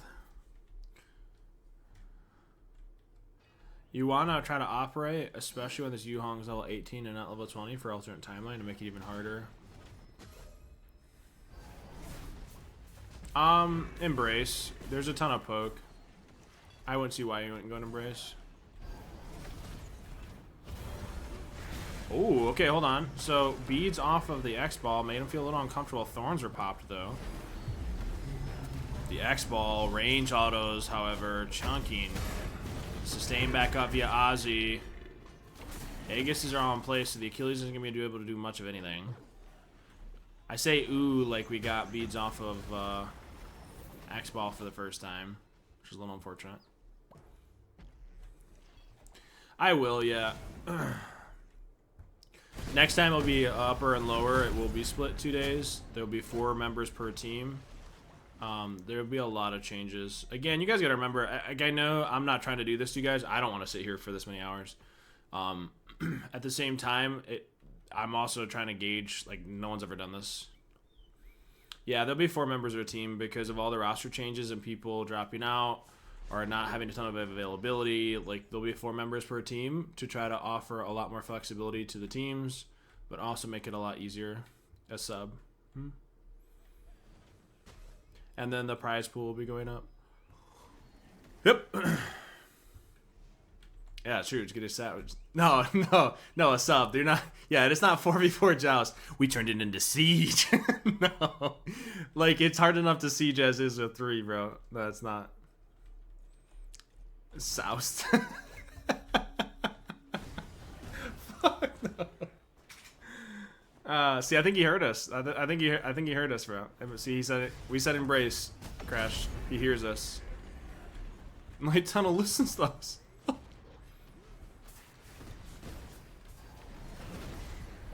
Oh, that's a big stun. That is beats force. Double rocks used. The Achilles is by himself, getting chunked down by the X-Ball. There, Yuhong caught the Agni. The Achilles executes, tried to close some gap. Gets double stunned out. He was horrific. Is this enough, though? You don't have execution. Yeah, you don't really have anything. Yuhong's nowhere near this. They can actually turn this fight with this X-Ball damage. The X-Ball ults. The range auto is just not far enough.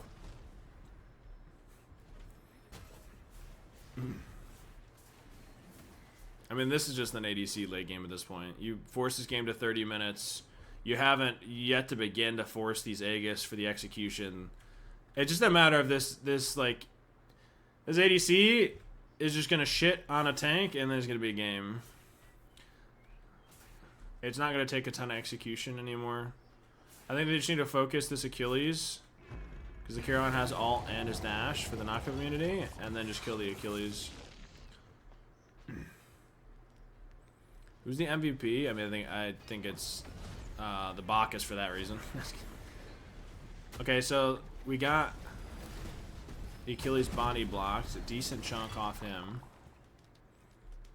Bull is on all members. Bird just spawned, but Bull's on him. Are we stepping in? We have all relics. Don't have relics on this Chiron. Wait, hold on. He didn't go alternate timeline. Huh?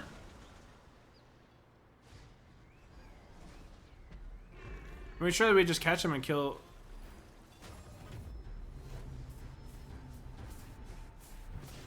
He's just dead here, right? Yeah. GG. That is literally GG on that alone. That's just composition. The X-Ball is just gonna free kill all of you now. Your Achilles is forced to execute out. Your Hong's dead, didn't have alternate. The X-Ball just ends here. That's Thorn's pop. Doesn't matter. GG. Light team better.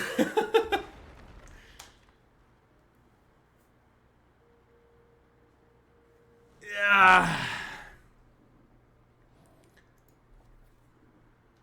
That's a big pickup and kill. I guess I should have been more hyped. That's my fault. Serpents taking out game number 3. I was a bit in shock there.